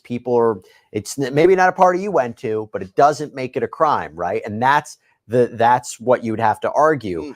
And just to go full circle here, defending a Sean Combs, that is a different kind of beast than defending John Smith, right? When you're defending somebody that high profile, accused of, not every day that somebody would be charged with allegedly engaging in freak-off sessions and having people set up the hotel rooms and bring all the lubricant and all these things. It's really disgusting stuff. So how do you communicate that to a jury one day and say, listen, my client is like anybody else. He's innocent until proven guilty, but he's different, right? Yeah, defending celebrities is really, really difficult. Put Simpson aside for a second. It really is a difficult chore, particularly when you have to swallow the obvious here. He's acting horribly. He's on videotape, beating women up. You've got firearms, you've got drugs, you've got horrific behavior. Juries don't empathize with people that make millions and billions of dollars getting away with stuff. So it's a difficult case for people who have that kind of wealth and money and opportunity to live a decent life. So juries, Right. At least in my experience, again, put Simpson aside for a second because that was a murder case and that was, maybe he didn't do it. But when you've got bad conduct like this and they're a celebrity, it's not a fun place to be. And look, I would say just to end with this, it's exciting from a legal point of view to see how this progresses. There's a number of different legal issues, but I've read these cases from the very beginning, and these allegations are horrific. And I said this before when I was on air that this is a step in for the victims in this case, or the witnesses in this case, or the alleged victims. This is, they would say, a step in the right direction, right? But this also has to be really tough for them because now they might have to testify. This is being amplified, and this is not going to be easy. 1,000 bottles of lube, 1,000 bottles of baby oil. And this is a reason why a lot of people don't come forward. He did it, y'all. I mean, one of the Damian Williams was asked, how come go to jail? he was never charged before? Well, maybe people didn't feel comfortable coming forward before. And look, Sean Combs is innocent until proven guilty. But if these allegations are true, I also have to think how difficult this must be for the people who are involved. I couldn't put it any better. Put it any better. As has been said many times. Who's his attorney? I like his demeanor. He look like a nigga who would defend the mob boss. What's his name? I want to follow him. His name is Brian Mana. My favorite attorney still, favorite defense attorney still my boy Bradford Cohen. But yeah, this thing look like it's like a mob boss type of guy right here. What's his Instagram? I'm finna follow this motherfucker. Is this him? No. Hey, let me know what's his Instagram. I want to follow him. Okay. All right. For real legitimate victims, sometimes they're raped a second time at a trial. So, yep, there you go. Stay well, Brian. Okay. By the way, just to let everybody know, I'm trying to be impartial here. I'm not. I want to be very open and honest with y'all. I'm not sticking up for Diddy or nothing like that. But I don't want to try to railroad him. I know we've gone with narratives that he's already guilty. Shit, I think he's kind of guilty, right? But it's like, I also want to be a little bit fair. So don't think if I show anything that is maybe complimentary of him, that's not me riding for him. I'm just letting you know, okay? I just don't want to be very biased, okay? That being said, I seen a post that was kind of going a little bit of viral. Someone is defending him. So again, this is not my opinion. This is someone else. I spilled liquor on my drum. It's like mad sticky. Okay. I'll read what this person said. It looked like some people agreed with him. It says, just read the Diddy indictment. What a travesty of justice. The charge is basically that he got women to have sex in freak-offs with male prostitutes that he liked to watch. Drugs were involved. He allegedly lured them with promises of romantic relationships and help with their careers as if these are crimes. They were basically girlfriends he threatened to cut off. The indictment keeps talking about psychological manipulation and emotional abuse. Nowhere does it include any kind of non-consensual activity. The indictment keeps saying he ensured the compliance of women with drugs, but gives no indication he forced anyone to take them. What's confusing is that the men were prostitutes here and how the feds are charging him with sex trafficking, but the male prostitutes were not abused. Now, again, that's kind of a valid point. If we're saying that the people, but we're not sure if the feds are only saying the male prostitutes were sex trafficked. I think they were saying everybody's sex trafficked because, again, Diddy had multiple places, LA, Miami, New York. He was going everywhere and having freak-offs and flying people in at times, not only prostitutes. But anyway, let me keep reading. So they combined the men being prostitutes with the bad treatment of the female girlfriends to create a sex trafficking charge full of salacious details, the indictment does allege he assaulted women, and if so, he could be charged with physical assault. But that's not what they're doing here. Freak-offs do not make you a sex trafficker. This is a ridiculous abuse of government power. This is the full indictment. We've already went through this, or not really fully went through it, but what do you think about that? I don't know. Okay. Bradford Cole might be on here shortly. You know, he said he was in transit. He's moving back to, or going back to a location that would be able to get on the stream. We don't know if we'll be able to get him. However, we did have something more. Hold on, give me a second. Oh yeah, okay. So I read that. Where is the other thing that I wanted to like? Oh, this. Taking selfies, not knowing the legal hammer that was about to come down on him. These are the last photos and video of Sean Combs in New York right before he was arrested and charged with stomach-churning crimes, a case his attorney insists Diddy will win. He's going to fight this with all of his energy and all of his might. Combs faced a judge inside this federal courthouse in New York just hours after authorities laid out their case in a shocking 14-page indictment. Kim, how you doing this morning? We were there as some of Diddy's kids arrived. Combs pleaded not guilty in court. And now we're going inside the explosive document, alleging Combs abused, threatened, and coerced women and others around him to fulfill his sexual desires, protect his reputation, and conceal his conduct. Prosecutors claim that abuse was verbal, emotional, physical, and sexual. Combs can be seen grabbing Ventura and throwing her to the ground. The indictment specifically references this surveillance footage uncovered by CNN showing Combs assaulting his then-girlfriend Cassie Ventura. In 2016, he offered this apology just days later. My behavior on that video is inexcusable. And the legal papers mirror multiple lawsuits filed against Diddy in the past year, accusing him of engaging in prostitution, narcotics offenses, kidnapping, arson, bribery, and obstruction of justice. This nigga Diddy going had to also jail. been seen in Central Park just to the back hours of the jail. before his arrest.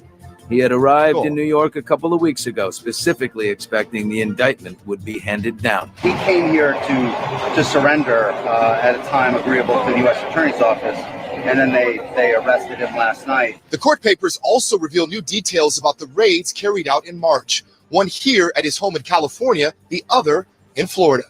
Diddy's ex, Misa Hilton, posted the surveillance video from inside his Holmby Hills mansion to Instagram. It references electronic incriminating recordings Diddy allegedly made of what are being called freak-offs, elaborate and produced sex performances that Combs arranged and directed for his own pleasure and as collateral to silence his victims. As alleged, the freak-offs sometimes lasted days at a time, involved multiple commercial sex workers, and often involved a variety of narcotics, such as ketamine, ecstasy, and GHB, which Combs distributed to the victims to keep them obedient and compliant. Thousands of items used in those freak-offs were seized in those military-style coast-to-coast raids. It could cost the billionaire hip-hop mogul everything. He faces life in prison, and prosecutors are asking for him to forfeit any property or assets used in the commission of these alleged crimes. He could also face additional charges. Prosecutors showed pictures of the weapons and ammunition taken during the raids, including a drum magazine and AR-15s. We are committed to bringing justice to everyone who's been victimized by the defendant. I expect a long battle with a good result for Mr. Combs.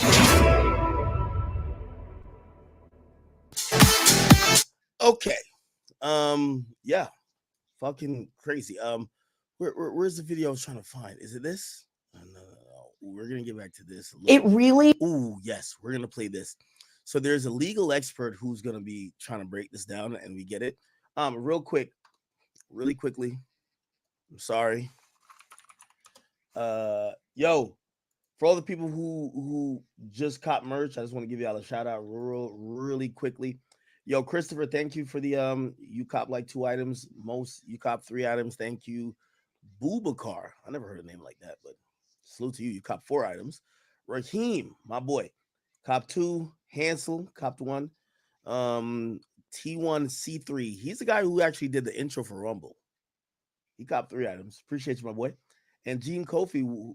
Oh shit, I don't want to dox you, but that's one of our guys. You know what I mean? Yeah, that's one of the guys who helped this whole machine go along. So I wanted to say who you are because I had to say your whole name. I'm sorry. All right. Anyway, thank you. If you guys do want to support, again, I only ask you for a sub, a follow. That's it. Otherwise, just cop something for the merch store. You could get some value. You could get a varsity jacket. You could get a hat. Get some shorts. I know it's about to be fall. Get a shirt. This is my favorite shirt out of the whole thing right here. You got this, and then you could get a keychain if you want, a little air freshener if you got a whip, and if you don't got a whip, just put that shit. Use that shit as deodorant, bro. Compromise shirt still here, and mystery box, which if you've ever missed out on merch before, will give you that. Like it's a random assortment of merch. Okay, thank you guys. Appreciate you guys who you're helping out the effort. Okay, let's get into this real quick. This is another breakdown of this situation. Also, we're gonna transition out of this Diddy stuff. Like we won't get more. We're milking it for as much details as we can at this point. We won't get much more out of this, but we're gonna get more tomorrow in terms of the next bail application. So we want to get into Rich Homie Quan thing a little bit. So Rich Homie Quan's homegoing ceremony was kept today. I know some of you guys, I hate funerals too. We're trying to celebrate his life, not all be sad. I'm gonna see if I can find some dope people who spoke or people who spoke some positive words that we could probably go listen to them. But that was streamed if you guys don't know. Anyway, let's play this. This is a legal expert breaking down Diddy's bombshell indictment. Listen to this. Made me think of R. Kelly when I read this indictment and I saw exactly what the allegations were. The conduct is very similar. You're talking about coercion, threats, cover-ups, and everything for the sexual gratification of the individual, in this case, Combs. First, tell me about the severity of things when the feds, especially the Southern District of New York, arrest you. When the Southern District takes a case, it has a specialized unit that deals with the most severe cases. Also, Southern District, 99% conviction rate. When the federal government is the one to investigate and ultimately make an arrest, they really are meticulous and they make sure that they have sufficient evidence. They cross their T's and dot their I's. And by the time you get to an indictment, the investigation is thorough and complete, which is why the conviction rate is so high. Can you set up how this is a grand jury indictment and not just a prosecutor going after Sean Combs? When someone's indicted, it means that a grand jury has made a determination that there's probable cause a crime was committed and that the individual being indicted is the one that committed the crime. Probable cause is the lowest level under the law. And when probable cause is found, that means an arrest can be moved forward and the case will go to trial. The grand jury process, though, is a prosecutorial process, meaning prosecutors present evidence to the grand jury. The defense does not get the opportunity to respond. So we know Sean Combs was arrested at a hotel late last night. His attorney said they had been in New York in anticipation of the charges. What does that tell you? Couple of things. That means that they were in communication, the defense attorney and prosecutors, regarding the impending charges and that they were going to be coming down imminently. This isn't surprising because we saw these raids play out in May. It's likely that his defense attorneys believed that this was going to come at some point. And instead of him being going down the perp walk and being dragged out of his home, there are times when you can coordinate between prosecutors and defense attorneys to give yourself up willingly. Another aspect of this, it helps with an argument about bail. It says that this person is not a flight risk and they're willing to come when they have court appearances and when it's necessary. His attorney also made a statement before the news even broke about being disappointed with the charges and stating Sean Combs was innocent. What is your opinion on that statement? No surprise, his defense attorney is saying that Sean Combs is innocent. He conceded that he's had some problems, but ultimately he's not a criminal. Something I did notice, though, the statement really was a litany of accomplishments of Sean Combs, as opposed to really talking about the merits of the case. That's something that never really seems like a good thing because it's not focused on the actual allegations or underlying defenses. It relates to the person in general. That being said, you have to be so careful what's put out there in the public sphere when you're defending a case. And feds have been pretty silent to this point. How is that telling? The feds were silent to this point, but that's really the norm in a case like this.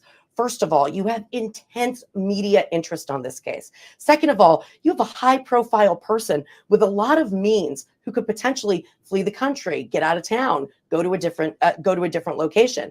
And in addition to that, they are very, very strategic about collecting the evidence, taking witness statements, protecting those witnesses so their identities are not given up early on in the investigation, and moving forward with an indictment without making much of a public statement so that the indictment speaks for itself. So tell me, what are prosecutors claiming?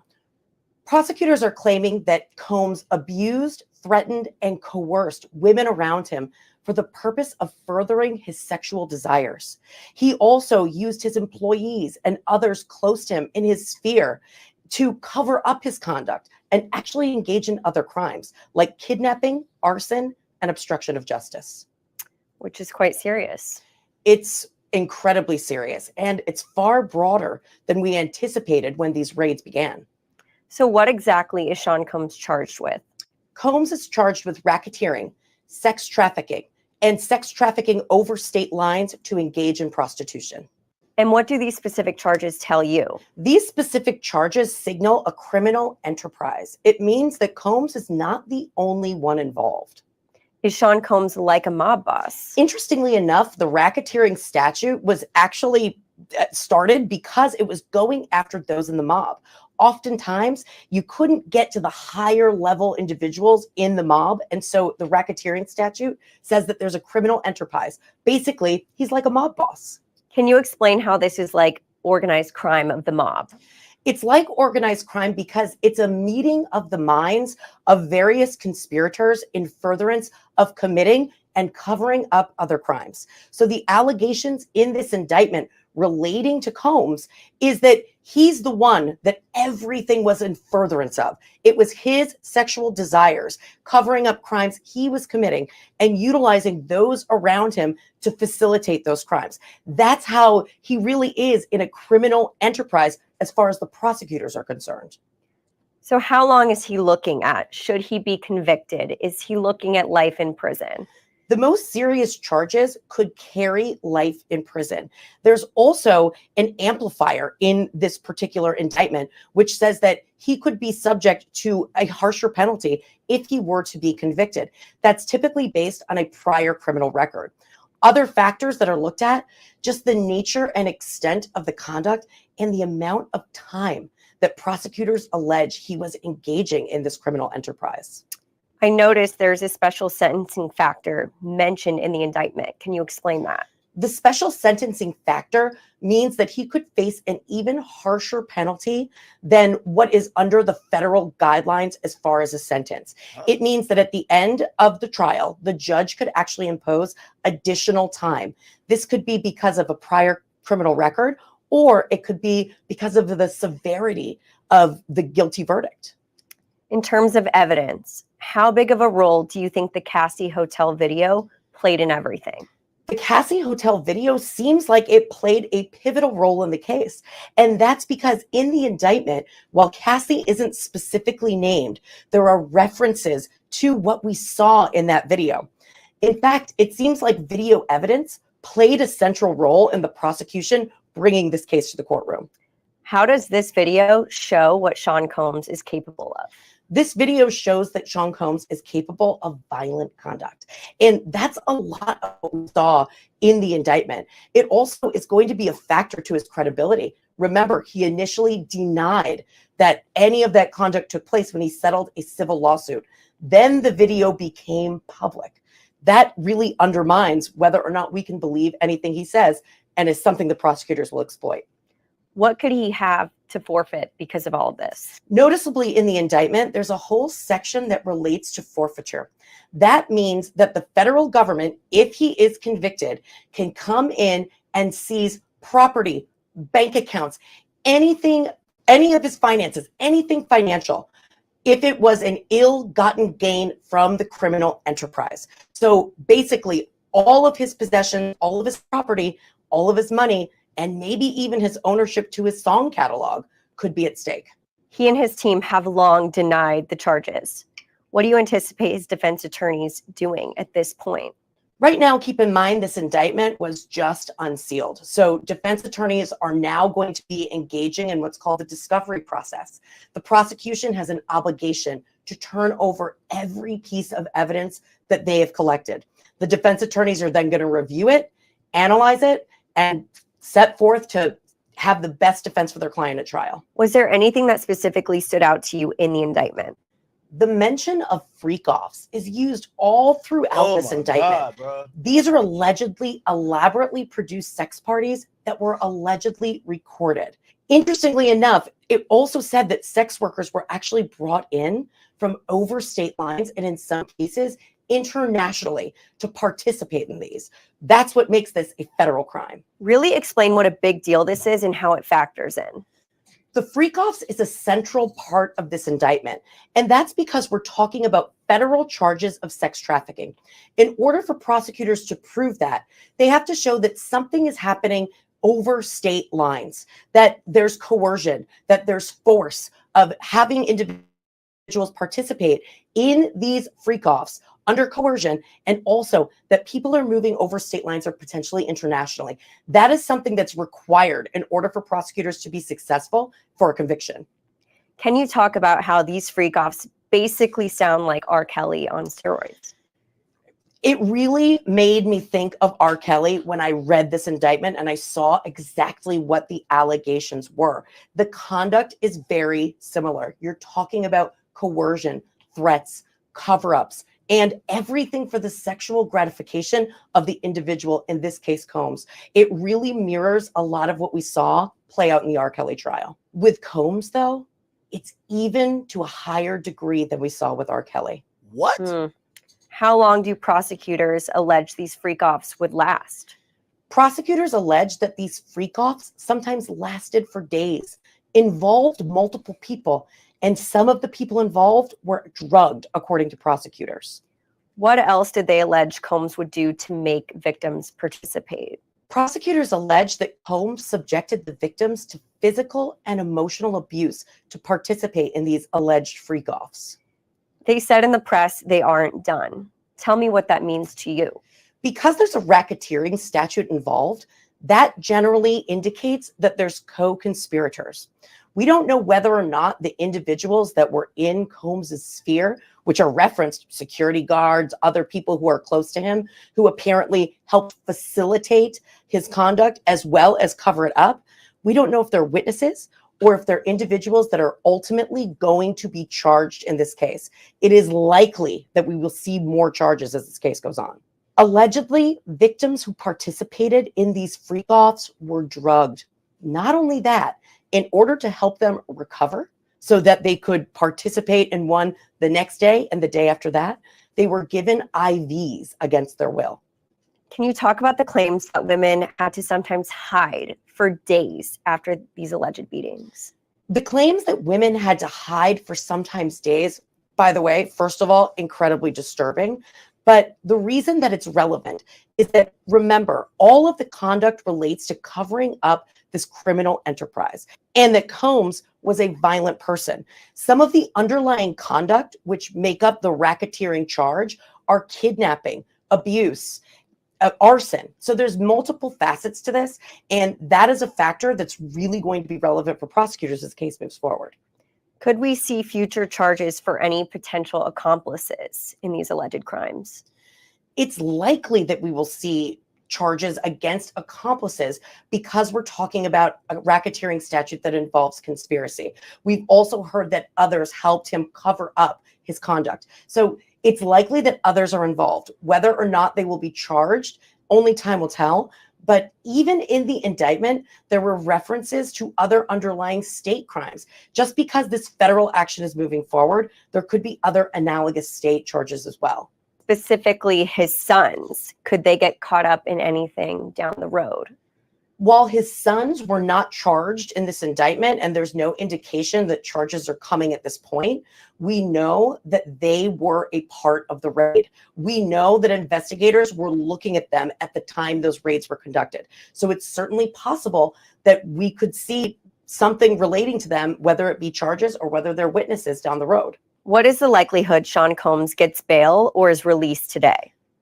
It's really up to the judge and within the judge's discretion. Here's what the judge takes into consideration: dangerousness, risk of flight, the fact that obstruction is a charge, and the severity of the allegations. Right now, prosecutors are saying there is no amount of bail that will be sufficient, that he should remain in custody, while defense attorneys are saying $50 million and home confinement with a device that will keep track of Combs. That's the argument before the court today. Do we have any idea of a timeline of how long he would be kept? Every defendant has the right to a speedy trial, but oftentimes these trials do not move forward within the 90-day parameters of the law because there's so many pretrial motions and issues in the legal world that need to be decided before you get into the courtroom. You're talking about a year to 2 years before we see a trial.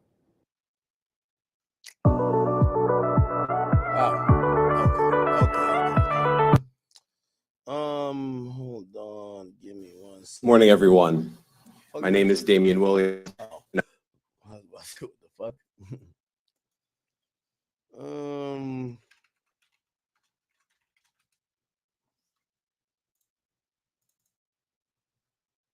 Give me a second. I'm doing a search on Diddy. Apparently, we know where he's at. If you're wondering how Diddy's going to be spending the foreseeable future, it's going to be spending foreseeable future like this, people. Okay, he's going to be spending in MDC. I believe they call this the Tombs, if you ask me. It's called MDC, at least MDC Brooklyn. It's not Star Island. He's going to be spending it in this building. Yes, this is a prison. Not prison. It's a jail facility, detention facility in the New York metropolitan area, located in Brooklyn. And I'll read it. It says, Diddy's feeling a severe reversal of fortune right now, locked up in a federal jail that's held plenty of famous people, but is also as far from the lap of luxury as the embattled mogul has been in the last 30 years. On the heels of the judge ordering Diddy to be held without bail, the feds shipped him out of Lower Manhattan Federal Courthouse and off to the Metropolitan Detention Center in Brooklyn. Facility notorious for its brutal, sometimes fatal, conditions. MDC Brooklyn has been a temporary home of several celeb inmates in recent years, including R. Kelly, Fetty Wap, Michael Cohen, which was like Donald Trump's lawyer, Alison Mack, don't know who that is, but Ghislaine Maxwell, we all know, Jeffrey Epstein's like mistress or his madame. Now, Diddy would be selling into new surroundings. Horrifically stark difference from his Miami and LA mansion lifestyle. Federal judges have called out the Bureau of Prisons for alleged inhumane conditions at this facility. Back in June, an inmate was murdered there. And then there's the food. This is what his menu is going to be consistent of, chat. Wow. Chat, play this. I'm not 1/50th as rich as Diddy. Not 100th as rich as Diddy, I think. But, bruh, come on. Imagine what Diddy's going through. So this is what breakfast is. So today is Tuesday. Tomorrow, which is Wednesday, He'll get fruit, cereal, breakfast cake, sugar substitute. I know it sounds good on paper. It don't look that good. Okay. His lunch is going to either be a hamburger or a black bean burger, a baker. This is like school lunch, if you know what I mean. Lettuce or tomatoes, sliced onions, ketchup. Why I say ketchup? Ketchup or mustard. Whole wheat hamburger bun. These are options you could choose from. Fruit and beverage. And then for dinner, pasta with marinara, chef salad or tofu chef salad, beets, dressing, assorted, and whole wheat bread and some type of beverage. Pretty much this is about the same. He gets pizza on Saturday. Pizza comes in on, he gets cheese pizza on Saturday. But you know, you ever had school lunch pizza back in high school? Tastes like cardboard. That's what he's getting. Okay. Or you get pasta with meat sauce. I used to like that shit back in the day. I ain't gonna lie to you. Like the lunch, the school lunch version. I don't know if that's exactly like prison version, but that was all right. But that was definitely before. That was like when I was a kid, though, right?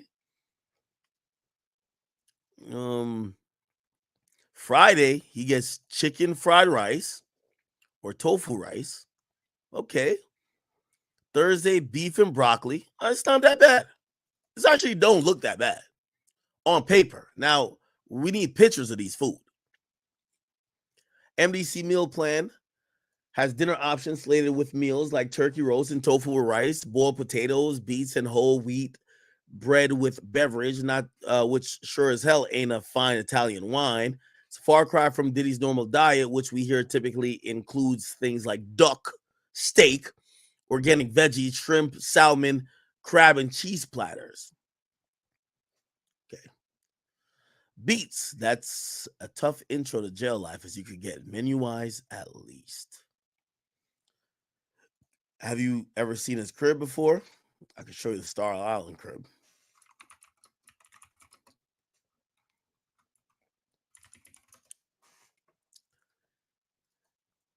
This is his life in Star Island. Let me just allow ads. I'm sorry. So we are getting a look inside Sean Diddy Combs' home in LA. Look at this mess. After the feds raided it, this is the video obtained by TMZ. They also gotta restart it to make sure no ads. This is his crib in Star Island.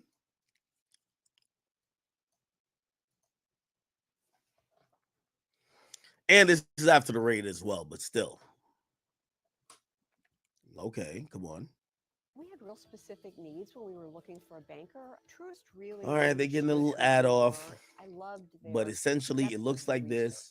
It's on the water. It's Miami. It's a private gated community.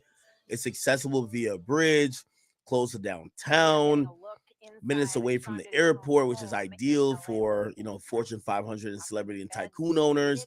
So you want the action, but yet have privacy and exclusivity. Doesn't get any better than Star Island, people have said. Let's see if we could. TMZ also reporting that this photo shows Combs with federal agents at the Miami airport on Monday. So this is where he was staying in LA and Miami, and Homeland Security appeared to be. This is when they ran into his house in Miami. But still, even though it's going to look a mess because they ran through it and ransacked it, but it's more comfortable than a jail cell. I think his jail cell is not going to look like a penthouse suite or a presidential suite. Looking for evidence, photos, videos, emails that could substantiate charges of sex trafficking, sexual abuse of a minor, taping people without consent, and forcing people to have sex as a condition of employment. I think clearly the feds have taken notice of the kind of raft of law. This is Chris Brown's lawyer, Mark Garagos. He's the one who saved Chris Brown on many cases. Yo, I don't know why I know all lawyers now. This is Chris Brown's lawyer right here. Lawsuits that have been filed. They're using those as a roadmap. He's an expert power attorney when it comes to LA. If you got money, get Mark Garagos. Facts. Combs' lawyer called the raid an unprecedented ambush, paired with an advanced coordinated media presence, leading to a premature illegal police. Anyway, I'm trying to get y'all a tour of how he used to live. Let's see if we can find that. Tour Diddy, Miami, Star Island. Okay. Let's see if we can find that. This is his crib. Sean Diddy Combs has recently been looking to offload one of his 2 Los Angeles mansions. While the rapper is hoping, in these videos we including the Toluca, this traditional style, fully a chef's kitchen. That's not Star Island. Let's get to Star Large Island. property of. Here we go. There's an attached dining area with a 3,000 square. Oh, this is Homebleed Hill, I believe. A detached guest house complete with a compound on my next door, a luxury. His original mansion cost him over $14 million. 2 side-by-side mansions. First is his 13,000 square foot estate he bought back in 2003, and the other is a $35 million house next door he snagged off Gloria Estefan this past summer. Remember, his son said the feds ain't know we own the shit next door. The rapper's original mansion cost him over $14 million and is a 2-story mega mansion formerly owned by music mogul Tommy Mottola. Inside, there's over 19,500 square feet of space with 9 beds, 12 baths, and features like a luxury swimming pool and boat dock. Now Diddy snagged the property next door, which was the famous conga singer Gloria Estefan's property. She and her husband Emilio Estefan still live on Star Island, but this was their second residence and used for family members. Inside, the entire mansion has white-themed decor to match the sunshine and ocean surrounding the home, as well as the exterior, which is also a crisp white. The home was built back in 1940 and upgraded since, featuring hardwood and marble floors, elegant arched doorways, and open patio spaces. The house sits on 1.2 acres of land and inside boasts 8,000 square feet of space with 6 beds, 10 baths, and 240 feet of sparkling waterfront. One of the living rooms featured a white fireplace and large windows for plenty of views, while the kitchen is spacious with a long center island. Okay, anyway, so this is Star Island. This is the other property. You know what's so funny? Diddy party backyard bed. Diddy used to have like this big ass bed that he would put in the backyard. Look at this. Diddy has a 40-foot bed in his backyard. Every nigga that was in his bed ain't not one of them. Look, this is a fucking bed in the backyard, bro. I don't want to get copyrighted. Look at this. It's a 40-foot bed. God damn. Imagine the freak offs on this shit. God damn. Wait, is that Christian Combs? Yeah, this is him jumping on it before this shit was soaked in semen. You feel what I'm saying? Look at this. Ooh, this is another this is a Diddy party. Oh, this is still on Diddy's page.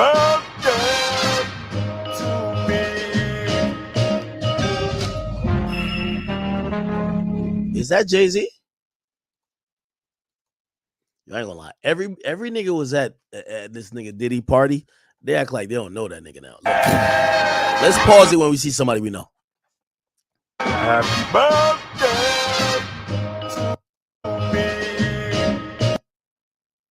Mary, you know you was damn well at a Diddy party. Stop the cap. Mary, we see you. We love you though. Carisha.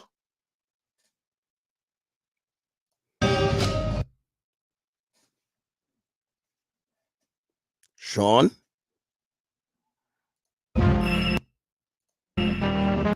Ooh, nah, we gonna get everybody. Who are these people? I don't know some of these niggas. I ain't gonna lie. Is this Quincy?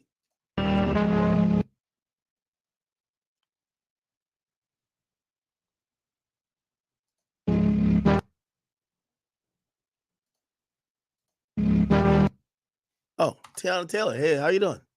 Back outside. Oh, you're using the Drake song. 70 on the street. Who's this? Who's this? Okay. I noticed not OT Genesis in the back. Who's this?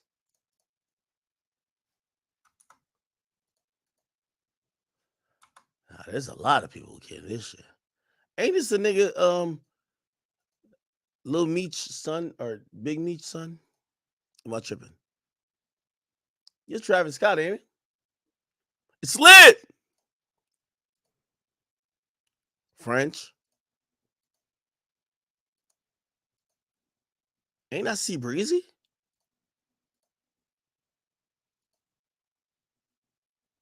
Okay. Is it Swiss? Now I ain't gonna lie. I expect Odell Beckham Jr. to be at some freak offs. So I ain't gonna hold you. Who's that guy right there? Who's it? Okay. Briefcase split it with the vibe. Okay.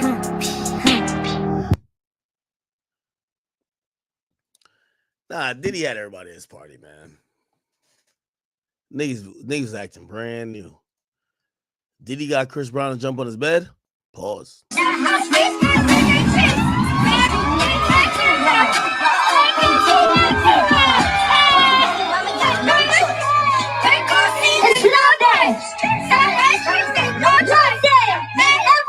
make your way.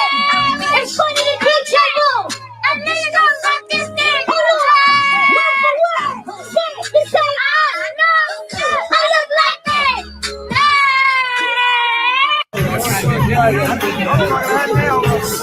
I don't have no ego. Oh, C Breezy, Tiana, Diddy.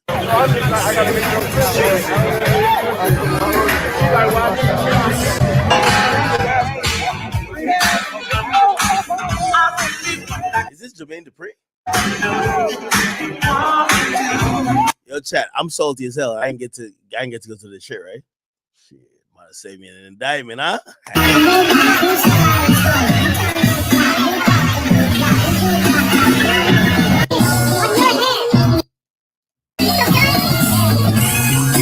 Y'all niggas know what it is, man. Anyway, let's go into my boy's condition. This office is determined to investigate and prosecute anyone who engages in sex trafficking, no matter how powerful or wealthy or famous you may be. No one should doubt our commitment on that. The feds take Sean Diddy Combs into custody, accusing him of racketeering and sex trafficking. The music mogul spending the night behind bars with his attorney, vowing to fight for him. I'm going to fight like hell to get him released, and he should be released with all that he's done and coming here voluntarily. I take a look at what life behind bars could be like for Combs and why prosecutors want to keep him locked up. Welcome to Crime Fix. I'm Anjanette Levy. Telling you that Sean Combs has been indicted on racketeering and sex trafficking charges really isn't a shock. We've been telling you for months that he was under investigation by the Department of Homeland Security, which investigates sex trafficking. But for someone like Combs to go from living in the lap of luxury to being behind bars, that has to be an absolute shock to him. Combs has apparently been in New York since late last week in anticipation of the indictment. News Nation obtained exclusive video of him talking with his attorney and one of his sons in a park over the weekend. Here's Combs' lawyer, Mark Agnifilo, outside of court. This is what we've been expecting since the searches in March. He, to his great credit, he voluntarily came to New York. Not a lot of defendants do that. He came to New York to basically engage the court system and start the case. Yo, somebody said, yo, Shannon Sharp beefing with Cam and Mace. Nah, y'all right. We gonna get to it. I said we've been doing Diddy for 8 hours. Pause, my nigga. Sound like you're trying to give me an indictment, nigga. What you mean I've been doing Diddy for 8 hours? Fuck is you talking about? So Mark, you're right. I'm gonna cue those up for you. I got y'all. Agnifilo said he believes Sean Combs should be released, but federal prosecutors wanted him detained. They claim he's a flight risk, and they wrote in a detention letter. Most glaringly, the defendant also poses a significant risk of obstructing justice. Indeed, and as set forth below, during the course of the charged conduct, the defendant has attempted to bribe security staff and threatened and interfered with witnesses to his criminal conduct. He has already tried to obstruct the government's investigation of this case, repeatedly contacting victims and witnesses and feeding them false narratives of events, as described in detail below. Federal prosecutors claim Combs created and ran a criminal enterprise through his businesses, including Combs Global. Here's U.S. Attorney Damian Williams. The indictment alleges that between at least 2008 and the Get present, past this. Yeah, we just want to hear about his conditions. What conditions will Diddy face? That's it, bro. Other than that, we're going to Cam and Mace, and then we got to go to Rich Homie Quan. Okay? Justin Paperny is a prison consultant. He often advises people on how to handle going to prison. So, Justin, first off, your thoughts on Sean Combs being scooped up on a Monday night at a hotel when he was expected to turn himself in on Tuesday? Well, he's in real trouble. This case has gone on, or the conduct has gone on for a very long time, 2008, and continuing till today, according to the government. Clearly, they think he's at risk to the community, which is why they're going to ask that he remain in detention. And I know part of the reason they like to arrest defendants who very willingly would go and surrender and turn themselves in. They like headlines, they like attention, and they want people to know if you break the law, we're going to come and get you, regardless of the time, day, or how much privilege or wealth you might have. We're coming to get you. They like the show that accompanies arresting people, especially in high-profile cases. Even if Sean Combs knew he was going to be walking into a courthouse on a Tuesday, it still has to be a little bit of a shock. He thought, I'm going to walk into that courthouse. I'm going to surrender. I'll make my initial appearance. I'll make bail. Maybe I'll get a GPS bracelet. But the U.S. attorney wants him to stay behind bars, and I'm assuming they will get what they're asking for. So this has to be a shock to somebody like Sean Combs, who is used to living in the lap of luxury. It's a shock for anyone, whether you're rich or not, but certainly when you have that level of wealth and things have gone your way for so long, and you tend to have, when you're rich and famous, a lot of enablers around you who tell you what you want to hear, including potentially lawyers who are telling him what he may want to hear. They might have make it seem like it's a formality he's going to get bond. He may still get bond with very heavy restrictions and inability to leave New York, with an ankle bracelet, monitoring at all times in his mansion. Some people make fun of home confinement because you can be in a mansion. This is not like a white collar crime. When people get indicted in a white collar crime, the headline will say they're looking at 40, 50 years in prison. Then they get sentenced and it's 18 months or 2 years. They love the headlines in this case with racketeering and fraud and arson and everything that's been alleged. When they say 30 or 40 years, that's no joke. It could be 30 or 40 years in prison if convicted, and not in these cushy minimum security camps. He will be on a higher security prison labeled a sex offender, which presents a whole slew of problems. So his only goal right now is somehow, some way to remain free, because the risk of serving time in that detention center, being isolated because of his status, would be devastating. And I'll also say part of the reason the government is arguing that he should be confined immediately is the obstruction charge, which alleges that after he knew that he was a target, he continued to make choices that exacerbated his struggles. They say he's a menace, Your Honor. We need him in custody. The racketeering conspiracy charge alone carries a life sentence or a maximum penalty of up to life in prison. So, I mean, this is about as serious as it gets. I think a lot of people, though, after this long of an investigation, I mean, it had been going on since March. The feds have more than a 90% conviction rate. So they always have their ducks in a row when they issue an indictment. I think a lot of people were wondering, wow, 3 charges. It's 3 charges. Maybe they were expecting more. So were you expecting more to come out of this other than what we're seeing right here? Well, first I'll say a federal investigation since March isn't that long. So they prioritized this. They got there pretty quickly. It doesn't surprise me that it's 3 charges. What will not surprise me is his continuing to fight. And there is very little willingness of people who are high profile to actually accept responsibility. He has a presumption of innocence. He has every right to go to trial, though with the evidence and what we're seeing, if convicted, he's looking at like the R. Kelly scenario, decades in prison. And I hope at some point, if the evidence is so overwhelming, he can say, if I've done something wrong and created victims, how can I make amends beyond just scratching checks? This is also devastating for my family. Is there some path to accept responsibility and plead guilty? Because if he's able to do that, he sets himself up for a scenario where he might not spend the rest of his life in prison, can actually have some freedom and begin to get on the right side of the law and identify with people that he's hurt. The issue is Sam Bankman-Fried, Elizabeth Holmes, so many people, R. Kelly. despite overwhelming evidence, they continue to go down this path of going to trial, claim that they are the victim. And if and when they lose, a sentence that could be 10 or 15 years. I'm not saying 10 or 15 years isn't a long time, but it's not 40 years or 30 years, which could be in his path. And they'll really get tight for him, I suspect, in time. Once a lot of these enablers, you read all about him in the indictment, enabled the conduct, turned the other way, his partners, business partners, they didn't want to lose their job, the fame that accompanies working with him. When some of those people begin, as they say, to roll over and cooperate, because they don't have his resources.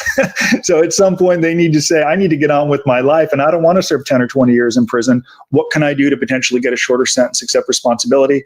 And if that means cooperating against Sean Combs, so be it. And you can expect those things to happen. The government's very good at getting people to cooperate, and that can induce some people to plead guilty, though I suspect he's taken it all the way to trial. Well, and I was going to ask you about that, about the so-called enablers mentioned in the indictment. I mean, he didn't, according to the U.S. attorney, do this by himself. There was an enterprise that takes more than one person. And he's having, according to the U.S. attorney, people shipped in for these freak-offs. I mean, the freak-offs feature very prominently in this indictment. So he didn't do all of this by himself. He wasn't hanging out, handing out. Parker, thank you for the two. You said I should discuss a possible plea deal. If we're seeing what we're seeing, number one, there's no one else charged. He's the head of an indictment for a criminal conspiracy where he's supposedly the top guy. What does a plea look like? Like, do you think they did all this to give him 5 years, 10 years? Do you think that Diddy would take 12 years? Remember, the mandatory minimum, if he goes to trial, is going to be 15. If he's going to take more than 10, maybe he might be like, yo, if a plea, I don't think a plea is going to be less than 10.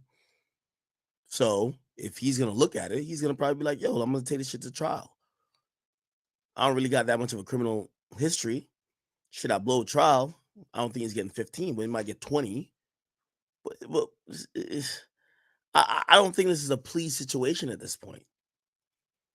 Now, Diddy's team is posturing that, yo, we're going to fight it. The prosecutors are posturing that you're going to lose. We have to see one side kind of bend and kind of be like, hey, we don't have the advantage before we see maybe a possible plea that would even make sense. Because right now, why would Diddy take a plea? And right now, why would the prosecutors give him a plea? So plea might come down the road. But again, if he knew this indictment was coming, I'm pretty sure his lawyers talked to the prosecutors maybe about a plea. They might have even talked to the prosecutors like, hey, yo, our guy has stuff to offer. Maybe a snitch thing, like, a snitch proffer type plea. The mere fact that, he's locked up and detained right now, I'm not saying that it can be where he comes to a plea with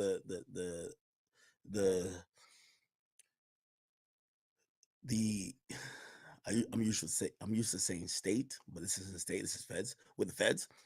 But I don't think this is a easy plea thing, at least currently, right? He's a head honcho from what everybody's saying.